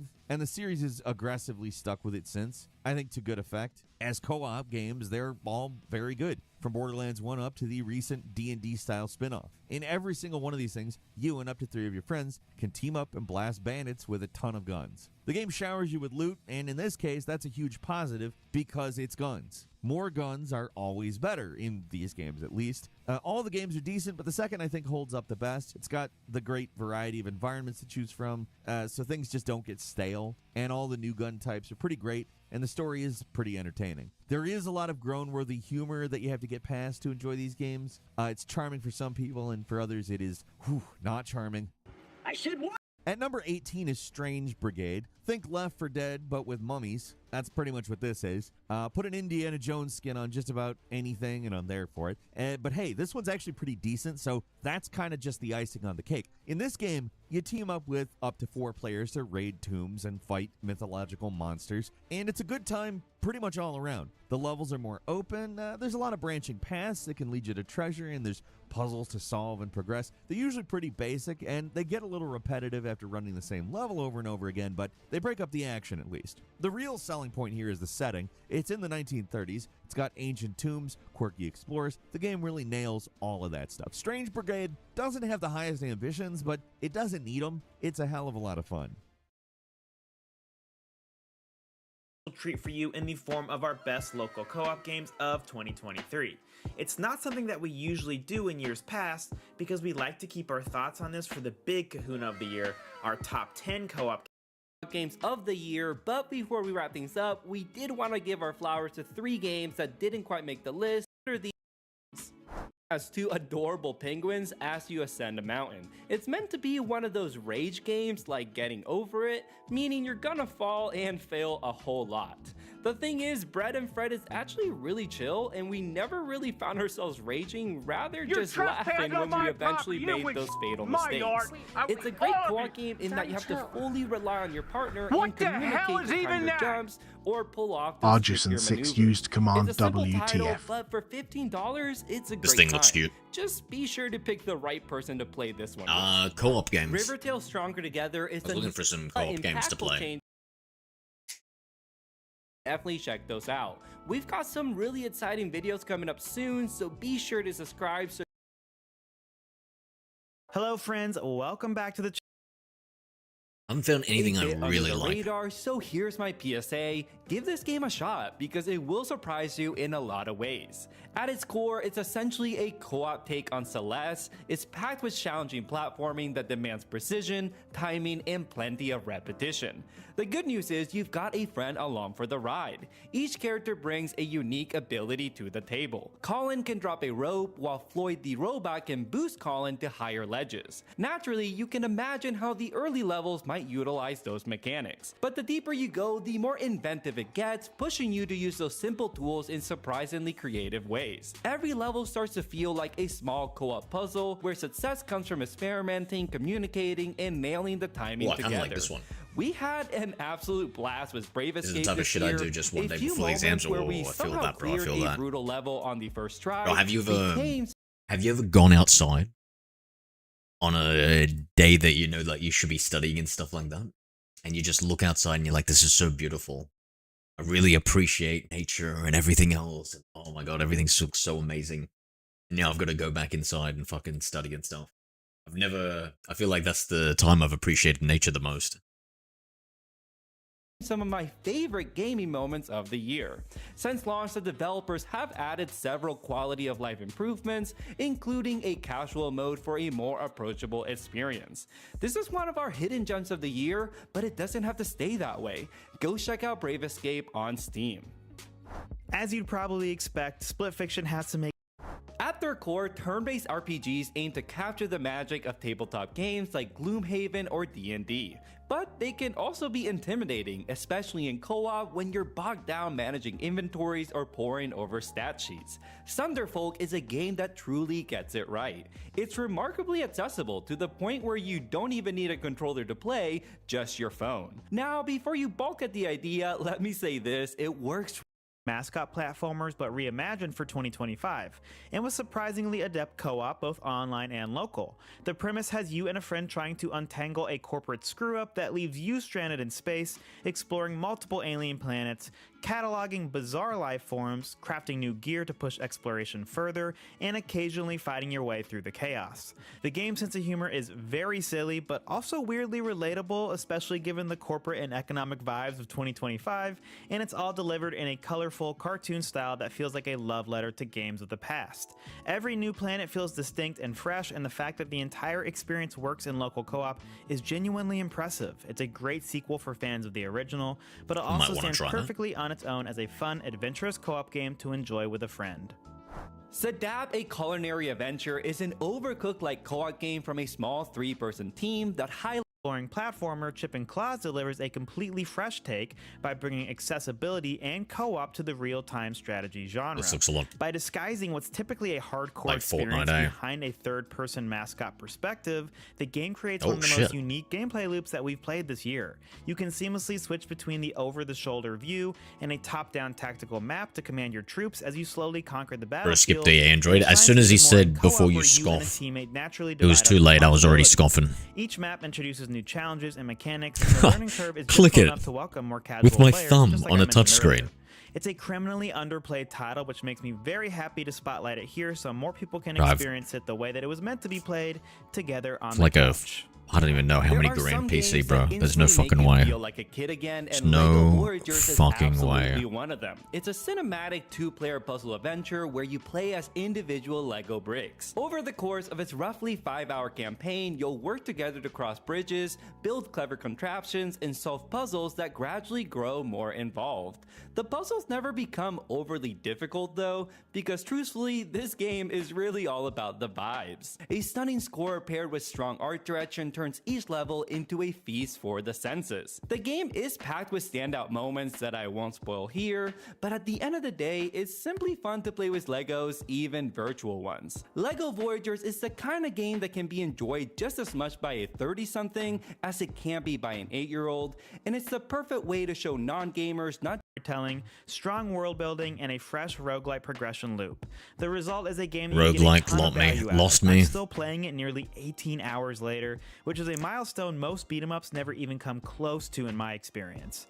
Despite pushing the genre forward overlapping projectiles, deflectable shots, old and school. even segments where you're doing all of this while riding a The motorcycle. CRT It's some of the pixelation most is kind of unhinged selling it for me. gameplay Let me we've have a look. experienced all year, yet it works remarkably well in co-op. We were constantly communicating, calling out enemy types and incoming attacks, and naturally splitting duties between handling the background and foreground enemies. While it's a short arcade-style experience that you can roll credits on in about 3 hours, every one of those hours is packed with exciting moments. There's also plenty of incentive to come back, whether you're chasing high scores or taking on the 1-credit arcade mode to see if you can beat the game in a like Absolum and a retro-inspired game like Neon Inferno, but where those experiences aim for ambition in their design, Marvel Cosmic Invasion is all about nostalgia, and if that's what you're looking for, look no further. Cosmic Invasion absolutely nails the look, feel, sound, and moment-to-moment gameplay of an old-school beat-em-up, and it does so with local 4-player co-op no less. There's a huge roster of Marvel heroes to choose from, both familiar and obscure, ranging from Spider-Man to Beta Ray Bill. Each fighter mostly controls the same, but feels just distinct enough to have their own personality, and on top of that, every player can choose 2 heroes and swap between them on the fly. I want a protein snack. Why you been working out, bro? We had tons of options and all walked away with If you've been clear working out, bro, favorites. you deserve that Our protein main snack, holdups are but that make the game is sure a bit you've too waited easy like on a first a campaign few hours playthrough, since your last and the protein levels snack, never really okay? introduce meaningful twists to the formula. They're all pretty straightforward. That doesn't make Cosmic Invasion bad by any means, just not quite the standout that it could have been. Still, it is an easy win if you and your friends want something quick, accessible, and nostalgic to throw on for game night. You really can't go wrong here. That rounds Hello out there. the main Hi, portion of our Amsterdam. list. Those 10 games Amsterdam. are 10 local G'day. co-op experiences we strongly You're recommend checking trespassing on my out. property. That You know said, which- we also my wanted to yard. give some... All of you. Daddy, chill. What the hell is even that? Hampstead had used command WTF.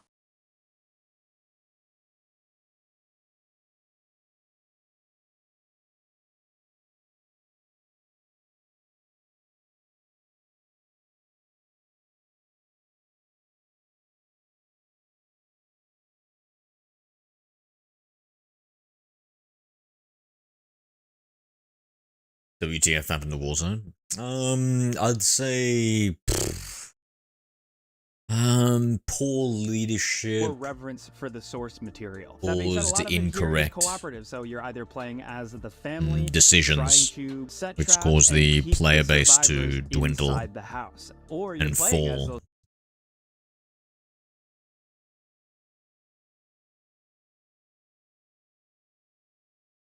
Oof, doesn't even want to load it in 1080p. What the fuck?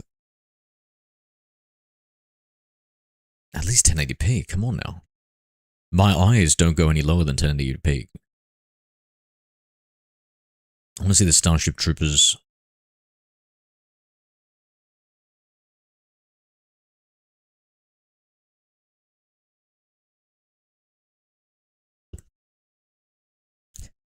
So, you know, jiggle physics. I saw there was some trailer with some game with some pretty impressive realism. Let's put it that way.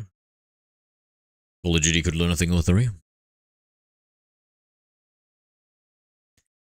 Come on, load, you miserable, miserable cretin.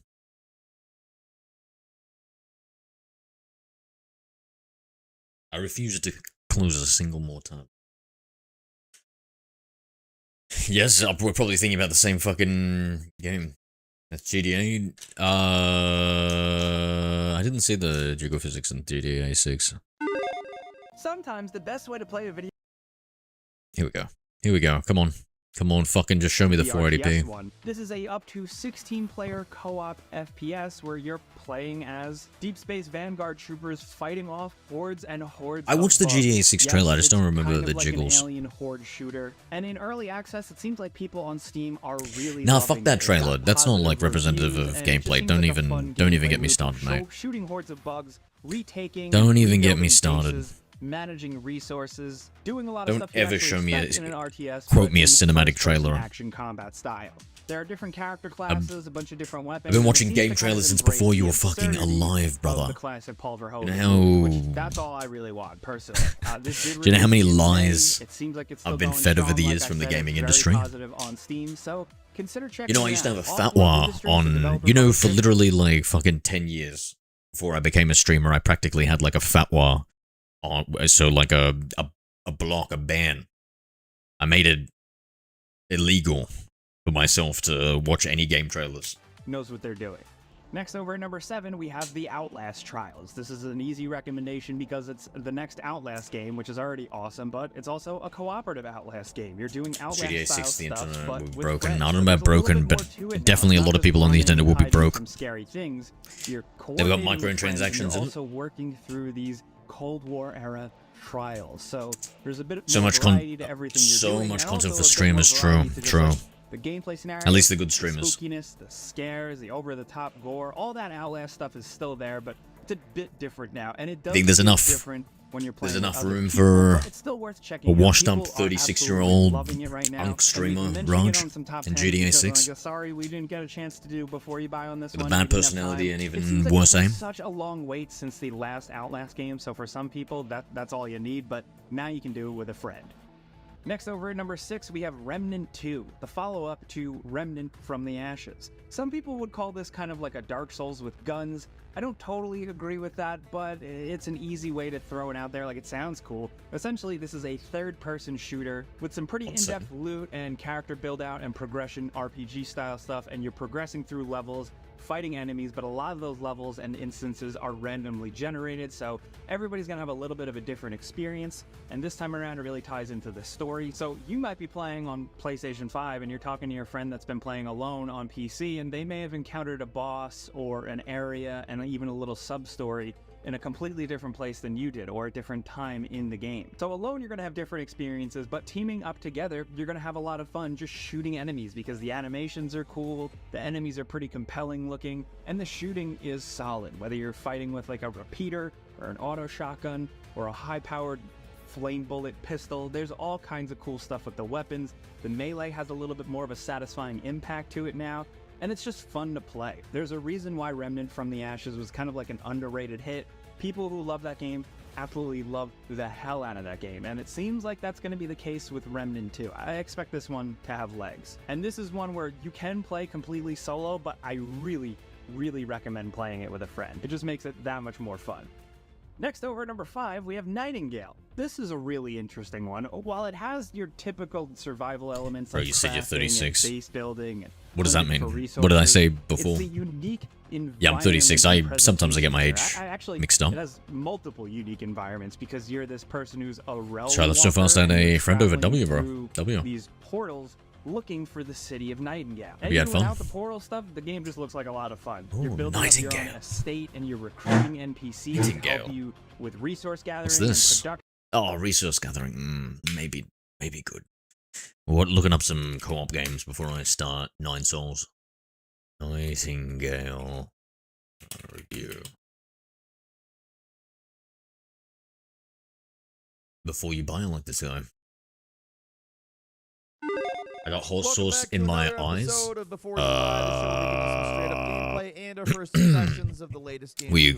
you poor thing.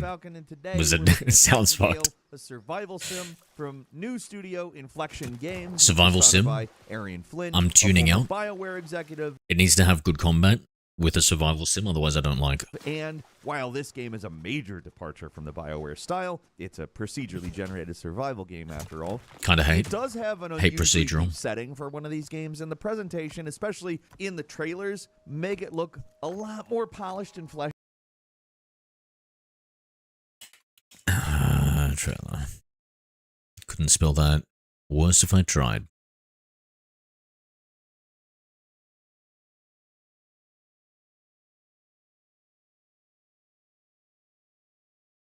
Bro, the loading. What is wrong with my my browser? Just the beginning. A refuge from the elements in which to rest, cook, and find moments of peace from the dangers of the Fey Wilds.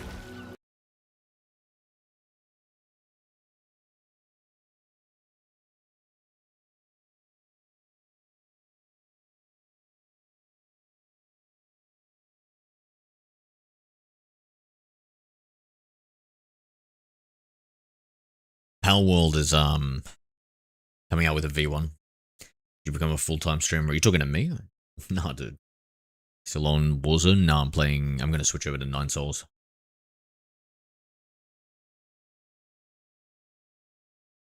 Scenarios. Glide into a danger zone with your umbrella, then seamlessly transition to a two-handed weapon for powerful strikes. Block and shove to create... That sounds cool. Shame it's 144p and I can't see shit. 144p. Said you were on When distance is needed, a swift switch to a pistol allows for a quick retreat, enabling longer range damage. As you enchant your weapons with cool. freshly acquired spells, Whoa. you'll discover new ways to I control like the this. encounters you face. Flaming weapons to inflict a substantial damage bonus. Bramble walls for defense against hordes of enemies. And of course, healing. If you're feeling overrun, take to the skies for a chance to regroup. At the heart of Nightingale's open world experience, a realm card. Zero's Wi-Fi just gave up. Mods time him out for a minute. Thinking I would ever use Wi-Fi for anything. Realm, or you're ready to pursue a realm-spanning quest. It's time to delve into new worlds using realm cards. Plug my phone into the fucking Ethernet port. Thank you very much. With 3 types of cards, Biome, Major, and Minor, you can tailor realms to your liking. Biome cards, such as forest, desert, and swamp, set your realm's environment. Paired with one of the major cards, such as Herbarium, Gloom, or Hunt, to define the realm's theme, creatures, encounters, and merchants. Minor cards provide additional customization. This is pretty fucking cool. I'm very impressed with that combat. What did you guys think? Like, what the fuck? How much shit did she just spew out? Like, fly in with that close range powerful thing, then switch to your fucking thing, your pistol, quickly dash away. Let's see it again. Dash away. And cast all these spells, brambles, power up. I think it's a power up, I don't know. Cast some of the fucking spells. Utilize itself also imparts specific stats that are tailored You know what, fuck to your it. needs. Fuck it, let's just watch the whole thing. Character creation. You'll be able to customize your Realm Walker to your liking, while also choosing the difficulty of your early gameplay experience. Oh no, Raj, I couldn't give a fuck. We made it. I bid New Zealand, you say? No. The Feywilds. Could not care less. Stepping into the realms, you'll find them rich with resources. About time, and I say, actually. discoveries. But knowing what to gather and how to utilize it is key. The need for safety and security will become paramount. You should make me a mod? A basic shelter is just the beginning. Perhaps. Perhaps I should. How old did you say you were again? In which to rest, cook, You know, I and should have find asked that moments of question peace before. From the dangers of the Feywilds. But I got a rough While idea. Your first buildings will be driven So by you best safety not lie. and utility. Over time, you'll build and expand cozy estates, gardens. Would you always time out Raj when I tell you You to? can choose from several structural designs. Even if it seems including like it was Tudor, a pagoda, bad call? stave, and more. Design your space to reflect your journey, from a rugged outpost to an industrious workshop to a luxurious manor. Oh As my you progress, god, you're your still a strategies and teenager? designs will transform Oh your my humble abode god. into a place of respite. and a Fuck, how much do I workshop want that will Raj to be become the timed out, heart chat? of your journey. Fuck, but then I'd have to mod you on all Crafting 3 Nightingale platforms and goes that's such a beyond basic pain, but survival gear. I'm Enabling gonna... you to create specialized items and equipment I'm gonna think about tailored it some to your more. playstyle and activities. Maybe The you can keep parametric convincing me. crafting system means that the choice of materials is crucial. Rarer resources not only You definitely enhance the run up there. gear score, As you but definitely each run up there. material Used itself Command Y. also imparts specific stats that are tailored to your needs. For example, utilizing Why me every hearty time? meat, Because it's leather and just bones in your right. food, gear, and weapons. It's just bestows right, extra Raj. speed and stealth bonuses. This It just is makes the most beneficial for sense. those who specialize Now, in excuse me. stealth Oh my attacks god, you're or making me need an miss the agility combat. This boost looks while insane. navigating the realms. This looks insane. I'm loving this game, bro. Like, I'm fucking loving... If it's got good combat and stuff that I could really enjoy, then if you layer on all these additional stuff that, like, expand, like, widen it and deepen it, you know? Like, I feel like, oof, I'm in love. You know what I'm not in love with? Tax. My fucking internet service provider. Utilizing Okay, hold on. Asbrook sent a game controller for 100 coins. My god, you know that's one of the most important things of a mod, is for them to pay to play. Just for that, and in lieu of your previous services, I suppose, I welcome you, my new mod as. I knight thee, Sir As of the mod round table. Now let's you're gonna have to, I think I can easily do it on YouTube at least right now, so maybe come over to the YouTube, come over to specifically the YouTube chat that Raj is in right now. Thank you very much. It's about time you earned, it's about time I gave you my first command. He is not teenager in India. People over 18, people are major like adult people.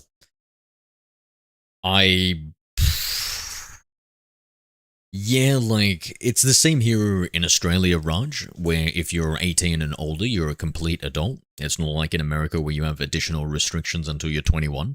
However, the definition for teenager is teenager, you know what I mean? Like 13, 14, where it has the teen at the end of the number. So that goes from 13 all the way to 19. So, like, and for an old person like me, it's like, oh my god, he's barely an adult type thing, because still in the teenagers. Which when you get to be an old bastard, that's how you think about things.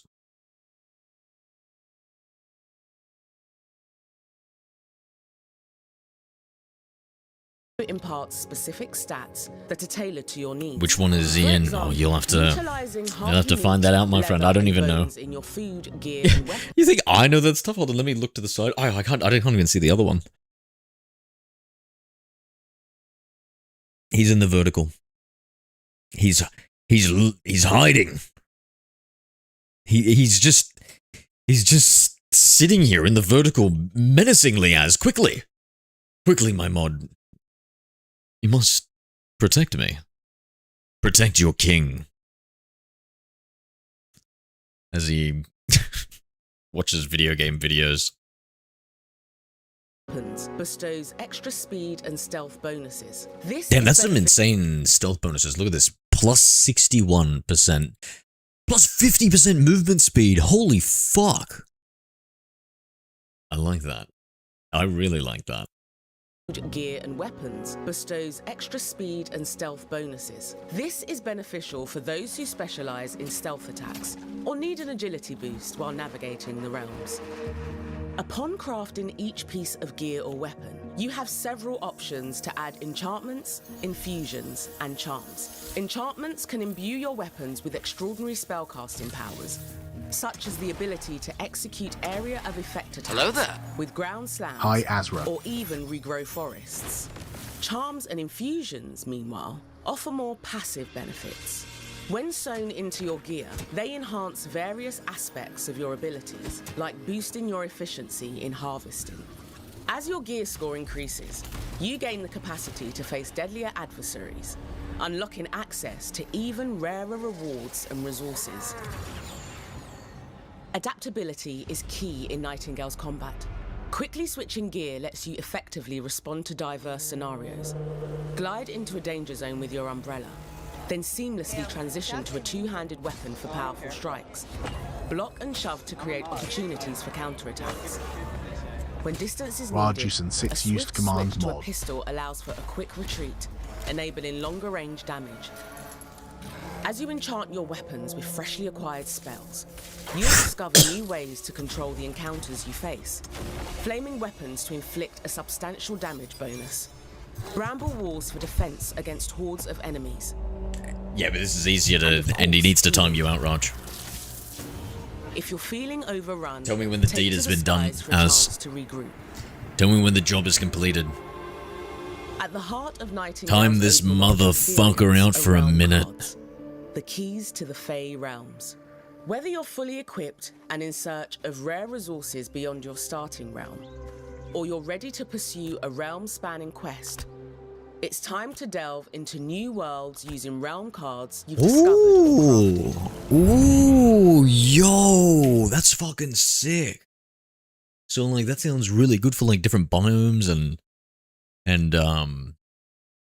like resources and stuff like that. Holy shit, dude. And in search of rare resources beyond your starting realm, or you're ready to pursue a realm-spanning quest, it's time to delve into new worlds using realm cards you've discovered or crafted.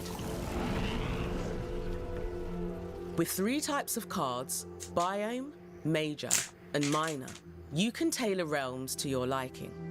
Biome cards, such as forest, desert, and swamp, set your realm's environment. Paired with one of the major Did I do that cards, bad as a such daily as viewer? Sad face. Wait, stop, hold on, Az, don't do anything. Define the realm's Don't do theme, anything. Creatures, encounters, and merchants. Looking at that poor, Minor cards that sad provide emoji additional faces, customization, broken my enabling heart. you to influence various aspects of No, the maybe game. I was a bit These too, include maybe I was a bit too enhancing hasty. player stats, Maybe I was a such bit as too increasing hasty. strength and You carrying can stand down, Az. capacity, We'll have to, improving item we'll get you a rewards different like order in the loot found future. in chests, altering weather and skies, I'm nothing if not boosting a resource yields soft, and garden growth speeds, squishy and marshmallow even of a man. manipulating gravity. I don't think you gave me one. Use them at realmic transmuters to magically alter the realm you are in. The combination of all 3 together creates endless variations. Okay, I think maybe I did it now. Try it again. Say something. Combination offers a greater challenge. You're right, I didn't. As creatures There was a second become more pop-up. aggressive and territorial. This is also one of Sorry, I the few wasn't paying enough places attention. Hold on one where second. Let me you will just encounter the look formidable back at this. I've been humbug. loving this. As an example, the Hunt Swamp card combination offers a greater challenge as creatures become more aggressive and territorial. This Oh, I like is that. also one of the few places where you will encounter the formidable Humberbar. By using the Anomaly Minor card while in the Hunt Swamp, you will be granted unparalleled movement, allowing you to leap effortlessly across the realm and offering a new way to approach taken on Humberbar from above. In some realm combinations, you'll discover characters such as Victor Frankenstein You did now, perfect. and Nellie Bly, Perfect. who not only add narrative layers, but also guide you on critical missions. I'm not coming back if you time me All out even round once. card. Oh, I mean, to be fair, you know, the time... listen, mate, come on. You think if you're going to get timed out, you're probably going to deserve it, right? Like, there's a good chance that if you're getting timed out, you deserve it. Either crafted Is by that... players or found Is that during their fair? explorations. Isn't that fair? Throughout early access, we will continuously add more varieties of You won't each miss card me, type, Raj? ensuring an ever-expanding universe of possibilities and discoveries. In the vastness of Nightingale, getting a helping hand can be incredibly important. Whether you're playing solo or with friends, everyone can recruit a helper, a sidekick who will fight alongside you, revive you when you fall in battle, harvest resources, and assist in building but your do I estate. deserve it now? As you level up your gear, make sure you're doing the same for your helper. The more powerful they are, the more effective think they so. will be. Maybe. And I'd for have those who to... want to play with others, Do you want me to do an extremely form deep parties dive of in up all the to 6 previous players messages to to see if we journey can together find a into the reason to unknown. ban you? Trade resources with For a other realm timeout, or members. Asrog sent 39 should we just settle for... 39 Yo! coins. Yes, you do.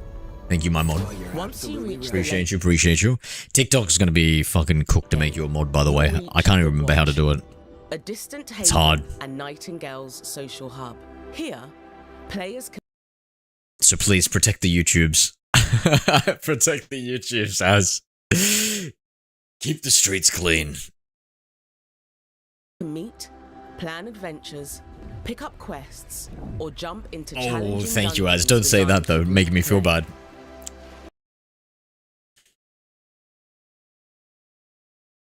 What's that emoji, Roger?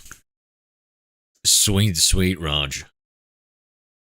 As February 20th approaches, the world of Nightingale awaits you. Shape your journey and take your place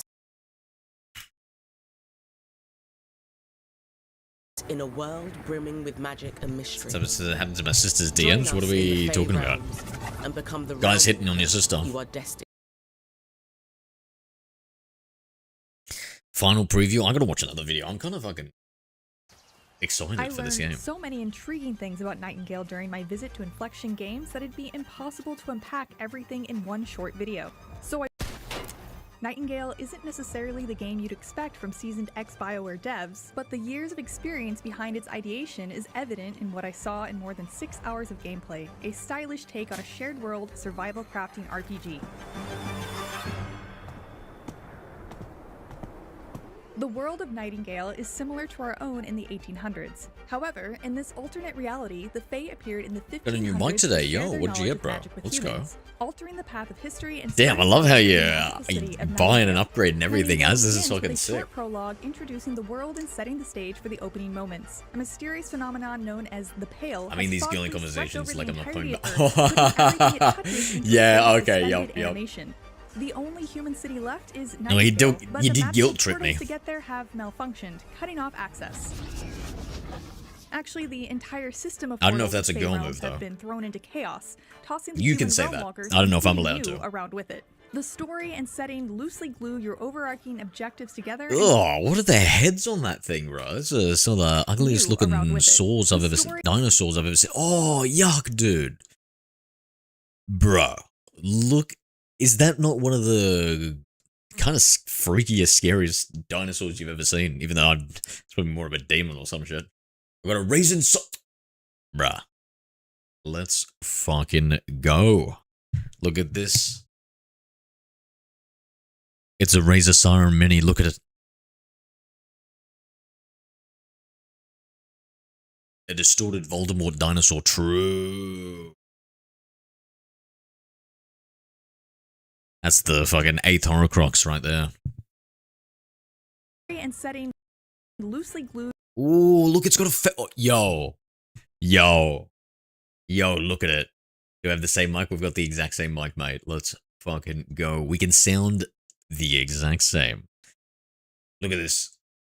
Look at that face on the dinosaur, dude. How fucked up. It's like Professor Quirrell. It's like a weird, distorted, if you will, Raj. It's like Quirrell on the front there or something. Your overarching objectives together and serve as a curious jumping off point into the world and gameplay. Oh, look, giant lady. Oh, alongside God, they're you on attacking. your journey back to Nightingale is Puck, who explains much of the way of the world as you progress. But beware. In short time, darkness will descend. Instead of assigning small tasks one after the other over and over again to serve the story, Nightingale allows the player freedom and space to grow curious enough to come up with their own goals. It's a not so uncommon trait among survival crafting games, and it's just one reason why Nightingale is so appealing to me. In the beginning, players need more short-term, explicit goals to help them get going as a sort of tutorial. Ooh, V3, nice. I don't know what I've got. Maybe V2? He instructs you to do what year did the V3 come out in? And yes, even though there is magic, the developers wanted to keep it more grounded. You can't just conjure stuff like a campfire out of thin air. Magic exists for humans in a system of enchantments. Collect materials and craft to be able to perform magic, but only while wielding the weapon with the enchantment.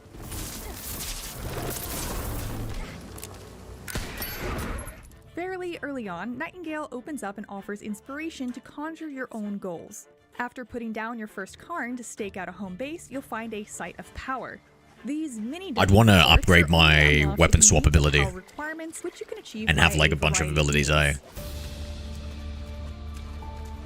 Yeah, get the mic on, After mate. unlocking and completing the Site of Power, we earned a new major realm card recipe. Realm cards, basically, are used in combination to open portals to new realms. There are 3 types of cards: Biome, Major, and Minor. A Biome realm card and a Major realm card are necessary. Okay, sweet. I must have gotten the V2 then. Card is optional. The Biome Maybe even dictates the V1. Who environment. knows? The Major card loosely dictates the difficulty of that realm, and the Minor realm card will affect minor What do you things, guys think about this like game? weather or creature behavior. Honestly, for me, I gotta give it a range based off what I've seen. The realm that's created once you apply the cards to the The portal range is completely procedurally generated, but It's gonna be like, I don't like procedurally generated, but it might be fine in this, and I don't know about the survival crafting, but it might be amazing in this, so I'm gonna say maybe 7 to 8.9. I don't know if I wanted to go all the way to 9. Only the face reveal update is what we all want. But what if you, what if I reveal my face And people don't like what they see, Raj. People don't like what they see. Once created and uniquely yours. No one else will have the same layout for their Abeyance Forest realm, for example. This is your main goal and basic progression. Unlock hard recipes to unlock more difficult realms, with the goal of getting stronger and eventually reaching Nightingale. The namesake city isn't available just yet in early access, but there is the multiplayer hub The Watch, Apex Creature Hunts, and the difficult vaults, intended to be completed in multiplayer. But there are plenty of other incentives and goals too. What if it makes no difference recipes for new building pieces on the to stream? make the dwelling of your dreams. Unlocking new realms helps you toward that goal too, as each realm combination has shops with different crafting recipes. In most survival crafting games, I generally leave the building and town organization to others, and I see what if it makes similar no in Nightingale. difference? The Apex Creature Hunts and Vaults, inspired loosely by Destiny 2 Strikes, promise to people be you never challenging go- with worthwhile who don't do rewards. Though I didn't get to play What it if- myself, I did what get if to be in a I'm, room while a group of players like a lot coordinated more together to conquer handsome them. than you thought, and you're like, First, oh fuck the this Apex guy? Creature What if Humbaba. I people love don't like it hearing because of lead that? designer What if Bjorn it's Taylor telling I've been teams lying to this whole remember to time? eat for buffs before engaging. But I'm actually despite very the best attractive. efforts to prepare, the hunt still And it still turns doesn't into make a bit positive of difference chaos because, in my right opinion, away. I don't think really having a face cam makes a One person difference accidentally aggroed unless the you Humbaba lean by more into shooting the it, to which community someone else aspect and the responded with, "You have to parasocial press a button one. to shoot. How did you Like, do that?" I couldn't really help but laugh along with the team. way to it success. looked like a fun time with your friends. It's not really my Watching them path. play through the vault was equally entertaining. The team didn't solve one of the Parasocial puzzles is the very dark quickly, arts. causing Also, much I video no, of it's not Aaron really Flynn like to hit in his some head ways it his is, but hands like and lament. in other ways, To their credit, the vaults are I don't stand procedurally by that generated, blanket so the layout statement. is never the same. Eventually, they succeeded, moved on, and tackled the Apex creature at the end of the dungeon. All in all, the gameplay loops of Nightingale look flexible, engrossing, and fun, though I am mildly worried about how much attention the base building can keep of my crafty friends. I'm unsure of what else there is to do or maintain once it's built the way you like, but I also perhaps don't fully appreciate you the need amount to play of time ranked and with me effort when it will take to MW4 unlock comes the out. recipes needed to create the dream home. Of course, Oh, these you features can also come Hello with there. things Sweet, and force you to sweet build new. innocent mod. The joys of survival. Oh, you. Nightingale is being released in early access on February 22nd. Oh my For god, more on this guy. Nightingale You and everything else, keep it here. at very IGN. presumptuous of you to think I would buy Modern Warfare 4, my friend. How long have you known me as? Am I not the cheapest streamer you've ever seen? Who even says I was gonna buy Modern Warfare 4, my friend?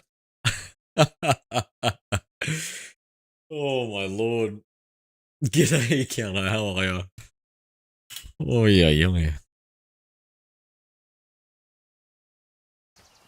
I learned so many intriguing things about Nightingale during my visit to Inflection Games that it'd be impossible to unpack everything in one short video. So I won't, but I will hopefully shed some light on the setting and gameplay loop. Nightingale isn't necessarily the game you'd expect from seasoned I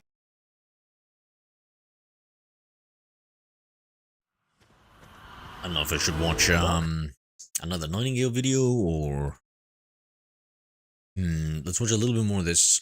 We'll just play some Nine Souls. Let's see. Let's watch this one. 25 most epic co-op games. Counter Bison used command liar. Hi. Imagine this. It's Warzone evening, ranked. you're in a voice chat with friends, and you're looking for a game that's more than just running around or maybe, shooting. You I want don't a real know. adventure to live through Maybe. together. Worlds I don't where really. teamwork decides the Ranked isn't outcome of my a mission, and the jam, my atmosphere friend. Can make you hold your breath in tension or laugh until you cry. Is ranked that much Today, fun? I've What's put together a list of the most spectacular games how with much ranked have online you played? co-op. What's your Here highest you'll find rank? everything, from brutal What's so fun about post-apocalyptic ranked? survival Sell me and on zombie it. hunts Sell to me on naval it, bro. battles and space exploration. You already got a squad? Or we're gonna be down a man. Ranked is 3, right? Let's start with Sunken Land. This is a fresh take on the survival genre, a mix of Rust and Subnautica, but with a PvE focus. The world is flooded, and much of the adventure unfolds not just on islands but underwater, which makes the gameplay truly unique. Frequent this sounds dope. NPC raids keep you on edge, while crafting and exploration offer dozens of I've never hours played of Warzone content. ranked. This Yes, guy. The game has its rough This edges, guy. bugs, combat balance issues, This and guy. a weak endgame when top-tier gear Fucking- comes too quickly. what But the despite heck, that, bro? Sunken Land Well, we pulls just. you in. Oh, we don't even have From duos in Australia, do we? into For building fucking. advanced vehicles Counter and Bison firearms, used the command hero's Y. journey feels like a real Fuck, adventure. Warzone's dead, mate. You know.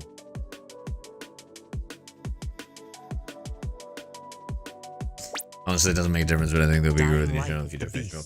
Yeah, but like, I think it's something more like, let's say, dark streets, long nights, and far deadlier it's enemies. only like You have to play more 5%. carefully. What do you Stamina reckon runs out percentage-wise, fast, chimeras are Raj? more lethal, and every trip into Of the a difference it darkness makes. feels Like, like I a agree it trial. makes a The difference. return of Kyle Crane is And depending on what it is, but the for my type of legendary hero content, whose right? story becomes darker and more tragic here. I The swear it's narrative only like strips away 5, any 10, illusion of 20, choice, showing 50% that in max, you know? post-apocalyptic world, pragmatism and brutality always win. Co-op delivers tons of emotions, though there are still bugs and technical issues. But it's the uncompromising atmosphere and hardcore challenge that make the beast hit harder. He does than sound the like a second little installment. bit weird, right?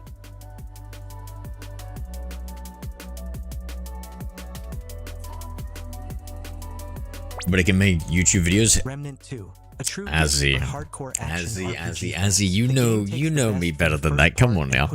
Make a YouTube video that play rank? Azzy, you should may as well told me to fucking fire up my PS5. Turning each playthrough into a brand new adventure. The archetype system is deeper now. You can combine classes and create unique builds. I was actually thinking about making a video because I had a couple of good death comms and a couple of good 1v moments. Visually, 4 wins at the end impresses with its of a few worlds, games. flashy animations, and dark fantasy atmosphere. You can stream it and I can make the videos. Back 4 Blood. The spiritual successor to Left 4 Dead, but with I new don't think that's mechanics and a gonna modern help. twist. At its core, it's 4-player co-op against endless hordes of infected. The main hook is the card system, letting you create unique builds and change how each run feels. Add random mission modifiers, and no 2 runs are alike. Sure, playing solo with bots feels bland, but with friends, Back 4 Blood truly shines. It's a dynamic, replayable shooter that doesn't just copy Left 4 Dead, but offers its own take on the zombie apocalypse, brighter, I just put more my setup in the team-oriented, Discord. with a Sweet. focus on progression.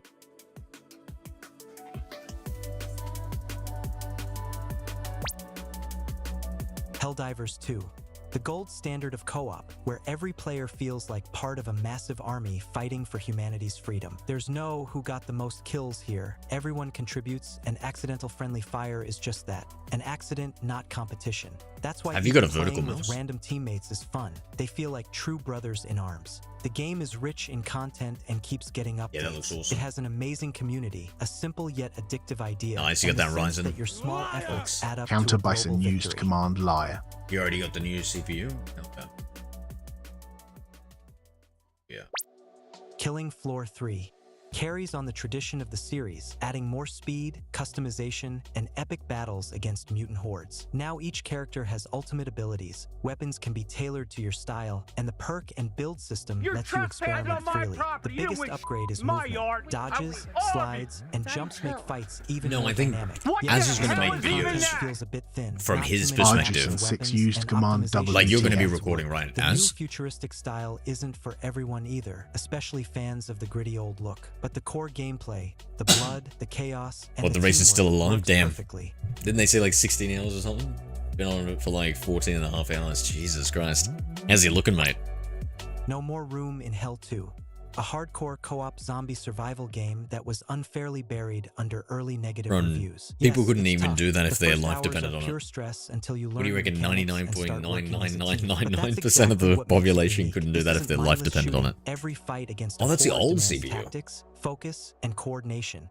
The atmosphere is the game's strongest side. Darkness, scarce resources, the constant sense of danger, and the incredible attention to detail keep you on edge every minute. It's basically Resident Evil in co-op, where one mistake can cost the entire team their lives.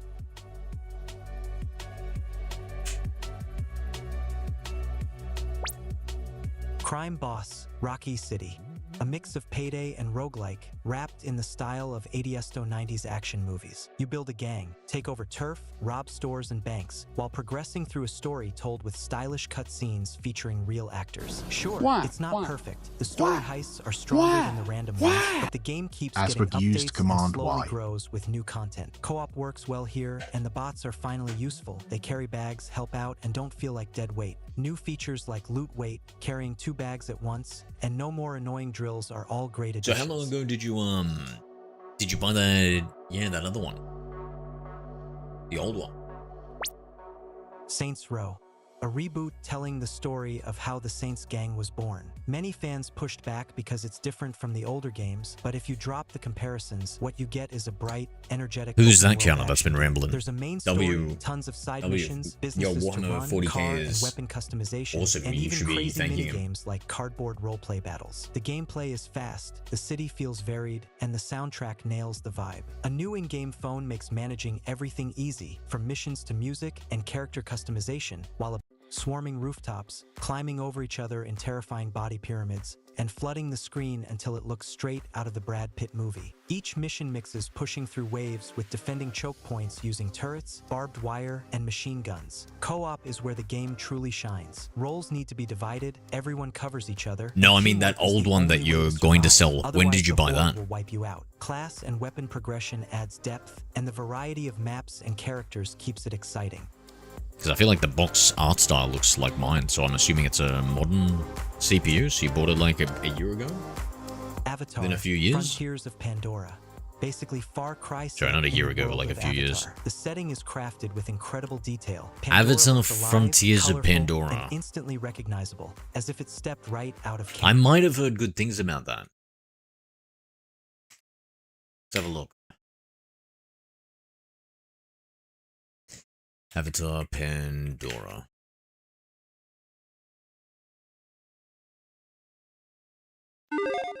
Hey, and we're back with another episode of Before You Buy. That show we give you some straight up gameplay and our first impressions of the latest games releasing. At the start of the year.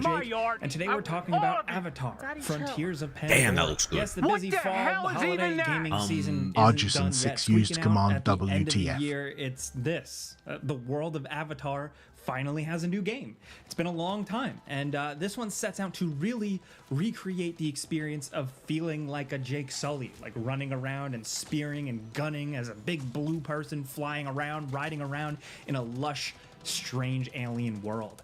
And ladies and gentlemen, I think they kind of nailed it. It's a flawed game with some things I didn't like, and it is very reliant on the Far Cry formula. This is a Ubisoft game through and through, with the ups and downs. But if you're not sick of Far Cry style open world games, you can forgive some things, and maybe if you really love the Avatar movies, I think you'll have a good time messing around in this world. IMAX 3D, yeah, W. And just so you know, we've been playing a review copy from Ubisoft, and we've been playing on the PC version, so console performance is still to be determined. Also, of course, this video is spoiler free. Any of the cutscenes you see here are pretty early on. So this game takes place on Pandora after the events of the first movie. You and a group of Na'vi children are basically taken away from their homeland and raised in captivity by humans, like being taught human things for science or whatever. But once you come of age, stuff starts to fall apart because of the hell that Jake Sully and his company brought upon some of the humans in the worlds. So the corporations on the planet start to get a bit skittish, and basically you're kicked to the curb and end up escaping out into the world of Pandora. And from there, even though you are a natural-born Na'vi, you know the bare minimum about the world and the culture. So you that's kind of cool. I like this. These new regions and I like the story so far. Through the character's eyes, you create your own kind of male or female Na'vi character. There's not a lot still of the 3D classes, and a lot of them look pretty similar, but it's still appreciated, I guess. It's nice to have a character creator. I think I saw the first one. Yeah, I saw the first one in IMAX as well, mate. It's fucking really great, all about the gear you get in the game. Now, your character is pretty simple story-wise and kind of acts as just a vessel to you learning this world. They have some charm here and there, but ultimately, a lot of the story is random just characters Argentinian, standing there and saying a bunch of stuff to you. It throws a lot of characters at you, and some of them kind of just fall to the wayside or you forget about them, but some of them are significant. Do you guys want to be a big blue man? Some emotional beats, but most of it didn't land for me, except for a few big moments. That's one of my big negatives here, but it's just my personal reaction. I didn't find the through line of the story very interesting, but I did enjoy seeing and learning about new regions and different Na'vi tribes that have their own distinct roles and characteristics. It was Counter cool, by some used but command I also liar. like the movies, so I was going into it kind of hoping to see some fun new additions to the lore. They also tweak some things and kind of hand wave or explain away some things, maybe out of convenience's sake. I think the hardcore fan base is really going to be the decider of that. Still, some of the significance of the different Na'vi tribes here are very cool, specifically your character having their own kind of unique spin on one of the tribes in this world. It was just interesting. Where the game makes up for some of that lacking story stuff is the gameplay and the world. This rendition of Pandora is awesome. Like, it has tons of details, weird plants, little interactions everywhere. The world reacts to you, tons of stuff to hunt for, to better your character, all meaning like you're always stumbling upon a new place, like a weird tree or a waterfall or some new biome with creepy looking plants. It has the rivers, the sky islands, all the stuff you'd expect from James Cameron's movie, as well as just some more lush jungles and forests and plains and biome variety. All of it looks and feels exactly like the movies. I'm amazed. I gotta say, I feel like this, like, vista here, as he goes through and everything. Can I put up the quality? 4K. Like, it looks like one of the best, or to me at least, with how the, like, the vibrancy, the foliage and everything else, this looks like one of the best, like, fantasy environments I've ever seen in a game. The sky islands, all the stuff you'd expect from James Cameron's movie, as well as just some more lush jungles and forests and plains and biome variety.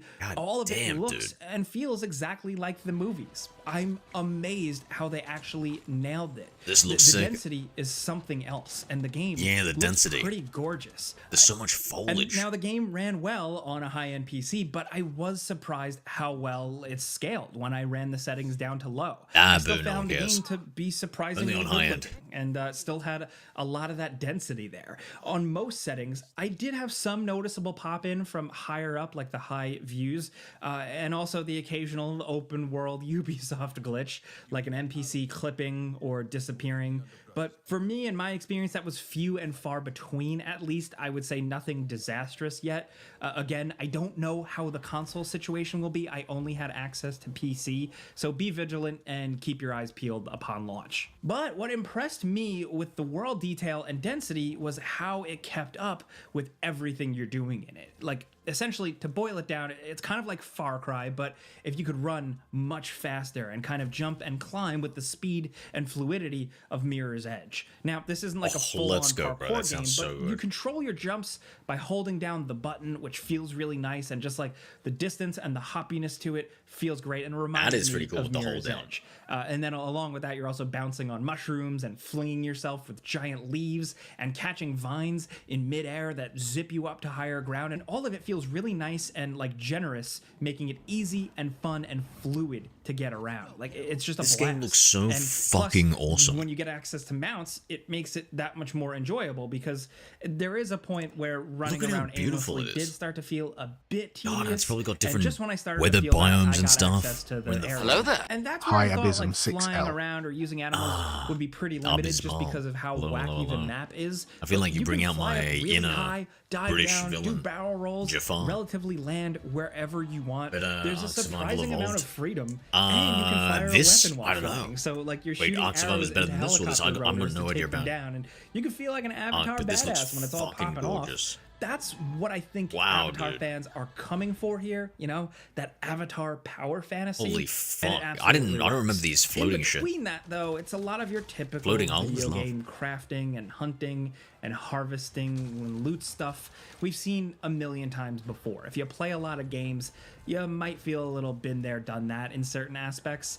At the very least, it feels a bit fresh here because your equipment is just so different, and the stuff you're harvesting is like often weird bits of fruit or things that you have to manually pull through a mini game. It feels fresh at first, but becomes the same tiresome, repetitive stuff after the first few hours. The most stuff is introduced. There is plenty to do. Honestly, I don't play too many variety games, so side quests. I didn't jump into too many of them, to be completely honest, but the ones I did check out were mildly interesting, mostly simple, but had some writing and dialogue and mini stories to them. The other kind of issue is the combat. It's not bad, but I'm just not as much of a fan of the actual encounters themselves. The main thing is your bow of different varieties and ammo types. It feels decent. Not as strong as Far Cry, but it works well enough.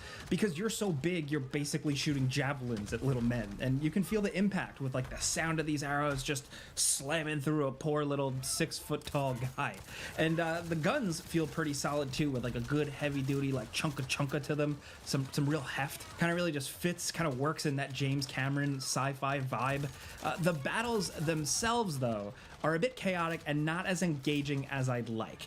They just feel kind of messy and weird. I loved upgrading my character to like rip dudes out of mechs. That is extremely satisfying. And I liked putting skill tree points into being less detectable in stealth.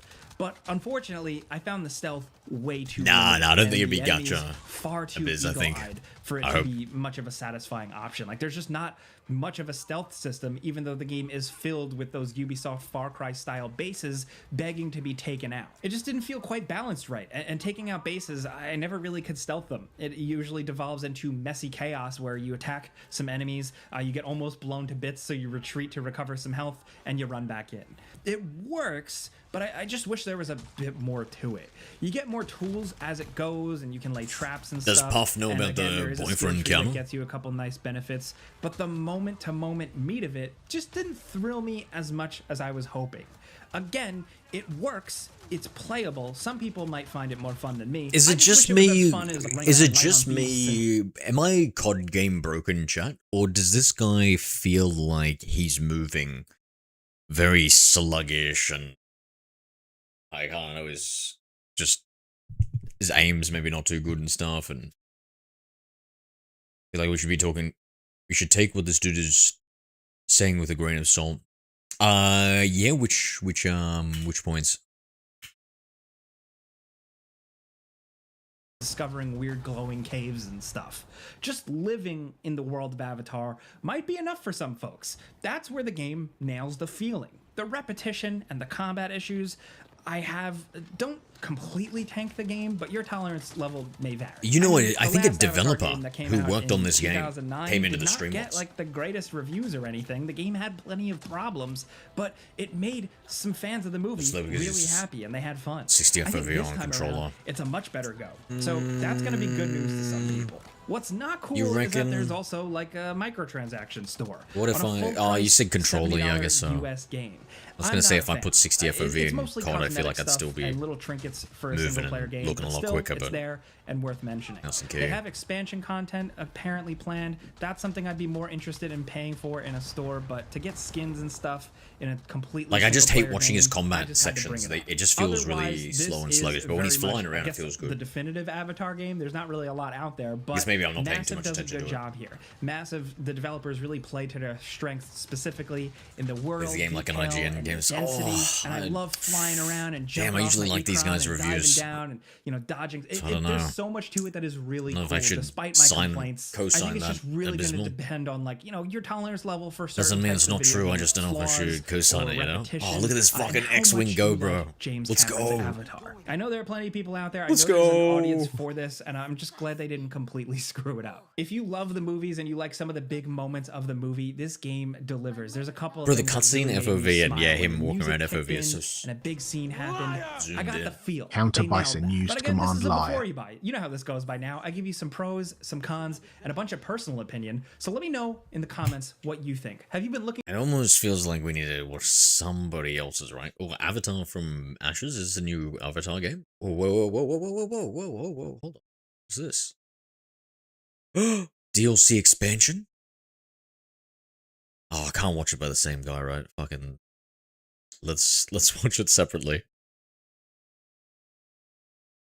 Maybe the reviewer is different.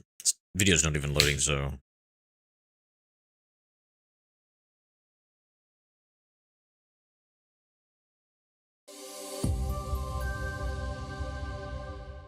Used to be seen as little more than are essentially adaptations of popular IPs, from Batman and Harry Potter to even Guardians of the Galaxy, have often been surprisingly well received. Back in 2023, we saw another excellent adaptation of a movie franchise, Avatar: Frontiers of Pandora, which gave us the opportunity to experience the world of James Cameron's Avatar series in a completely new way.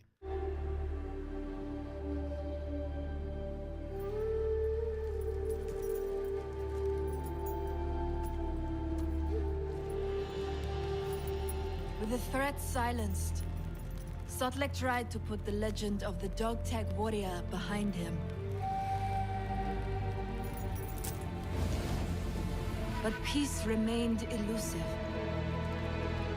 While Avatar Frontiers of Pandora has already seen strong post-launch support with major story packs, and From the Ashes launching alongside Avatar Fire and Ash feels like a much meatier add-on thanks to its new campaign built around its protagonist and its focus on the newly added third-person camera option.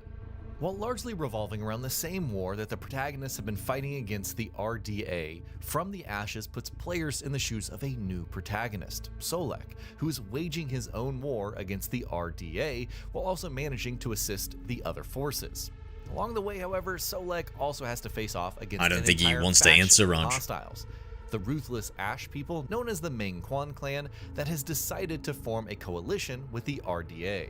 From the Ashes is set after the base yeah, game, yeah, for sure. I won't be playing with HDR, but in the region. But with OLED, I should try. Were you thinking about that? You know when you were thinking about that, Abysmal? You know when you were thinking about that? I know when you were thinking about that. It's when I was thinking about it. And it's where he was, he had that angry face and he kept on punching. And it was dark and it had like the red light or whatever it was on his face as he went for each aggressive punch and then he got pulled back. That's when you thought that. And that's when I thought that. You want to take on. And during my time with it, I was able to finish the main story of From the Ashes in around 15 hours, and came away quite satisfied with it. The story is paced excellently, and there isn't really much downtime that would otherwise feel like player time that is being wasted through unnecessary padding. The main campaign of From the Ashes also features quite a few epic set pieces, which will often have you seamlessly weaving in and out between battles taking place in the air as well as on the ground. Along with this, major story beats are often punctuated with fun boss fights that, while not quite as complex as one might expect, offer interesting shakeups to the general gameplay.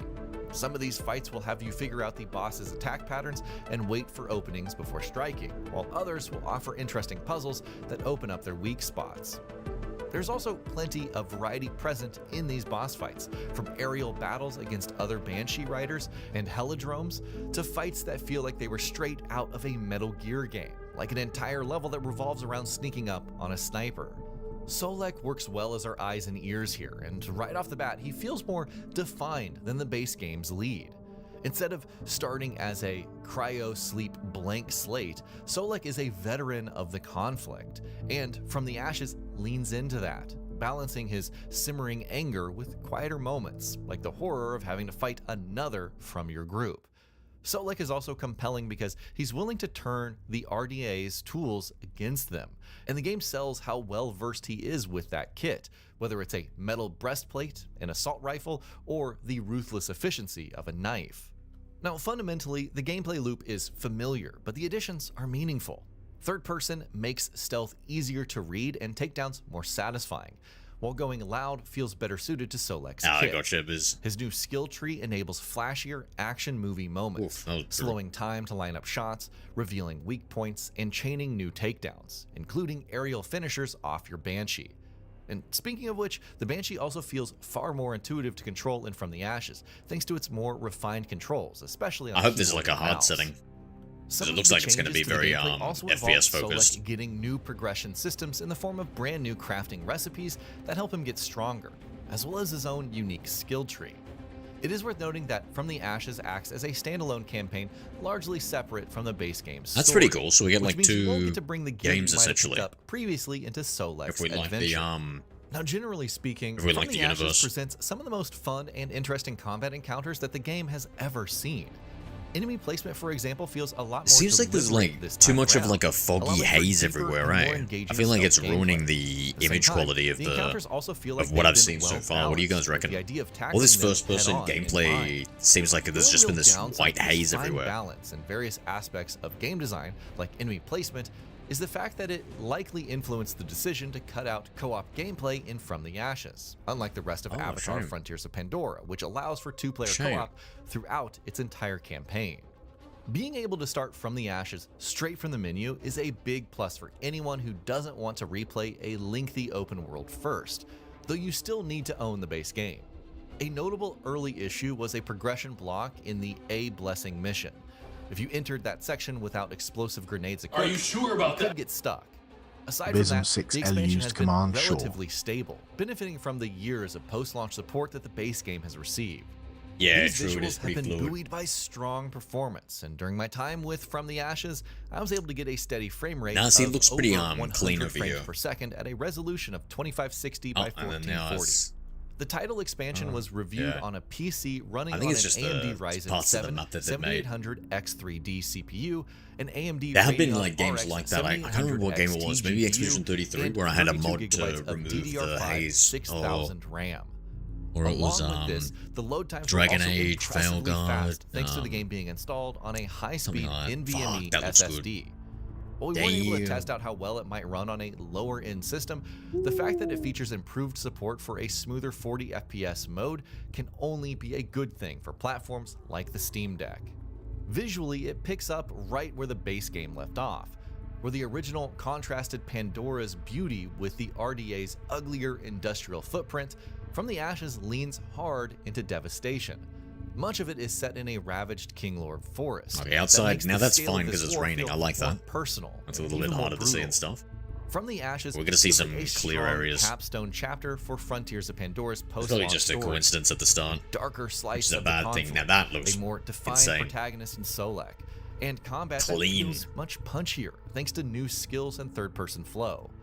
Even if you Damn, what a bounce haircut. off of the base game, its separate start makes it one of the easiest ways to sample what Frontiers does best: stealth, combat, and open-world exploration.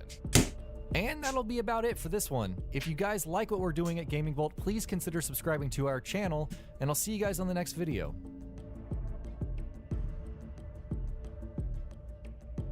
That was pretty good.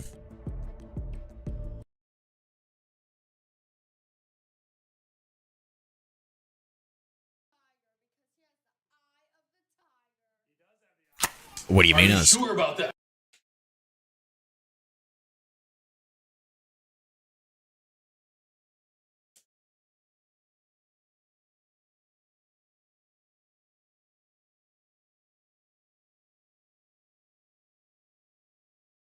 Yeah, I think I gotta play that game. I really liked what I saw.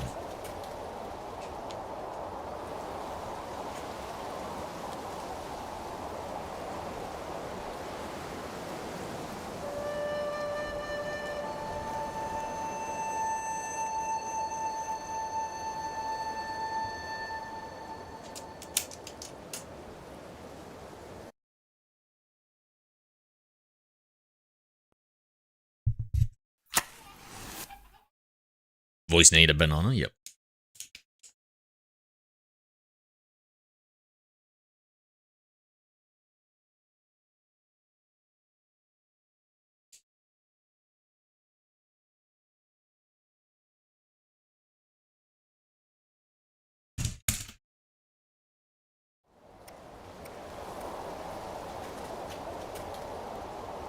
Oh, it's not connecting.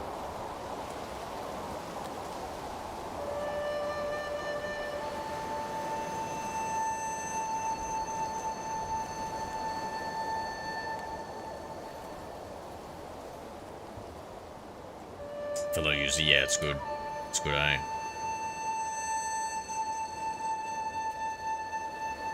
I don't know why this is not connecting.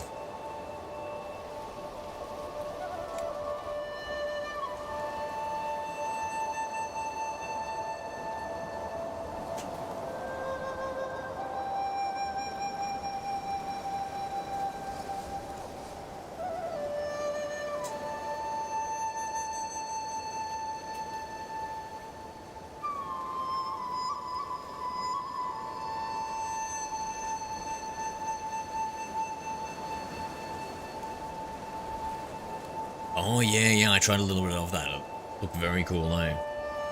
How far are you into it?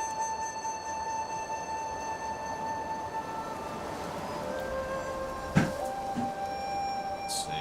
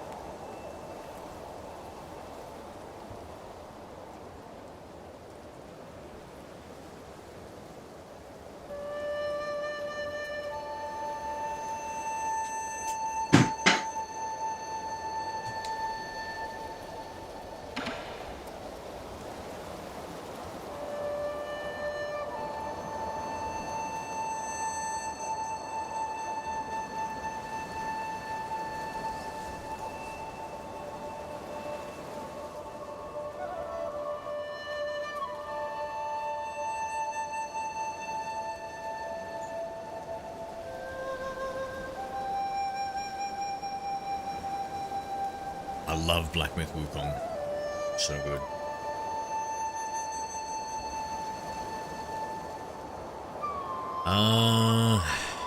Fuck me, guys.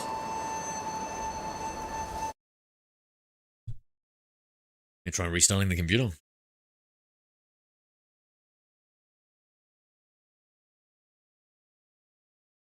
I'll be right back.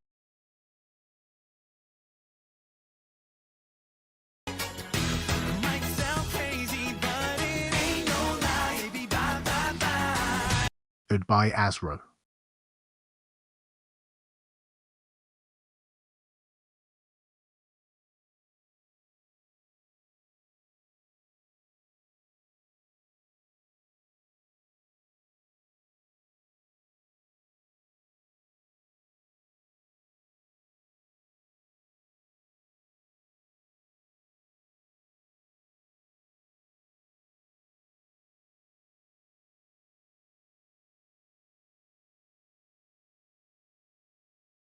Actually, on second thought, it's getting pretty late, guys. I'm going to jump off. Yeah, I'm going to jump off too, as you have a good one. Talk to you later, my friends. Take it easy. Abysmal as Counter Bison. Raj and anybody else left out there, have a good one, guys.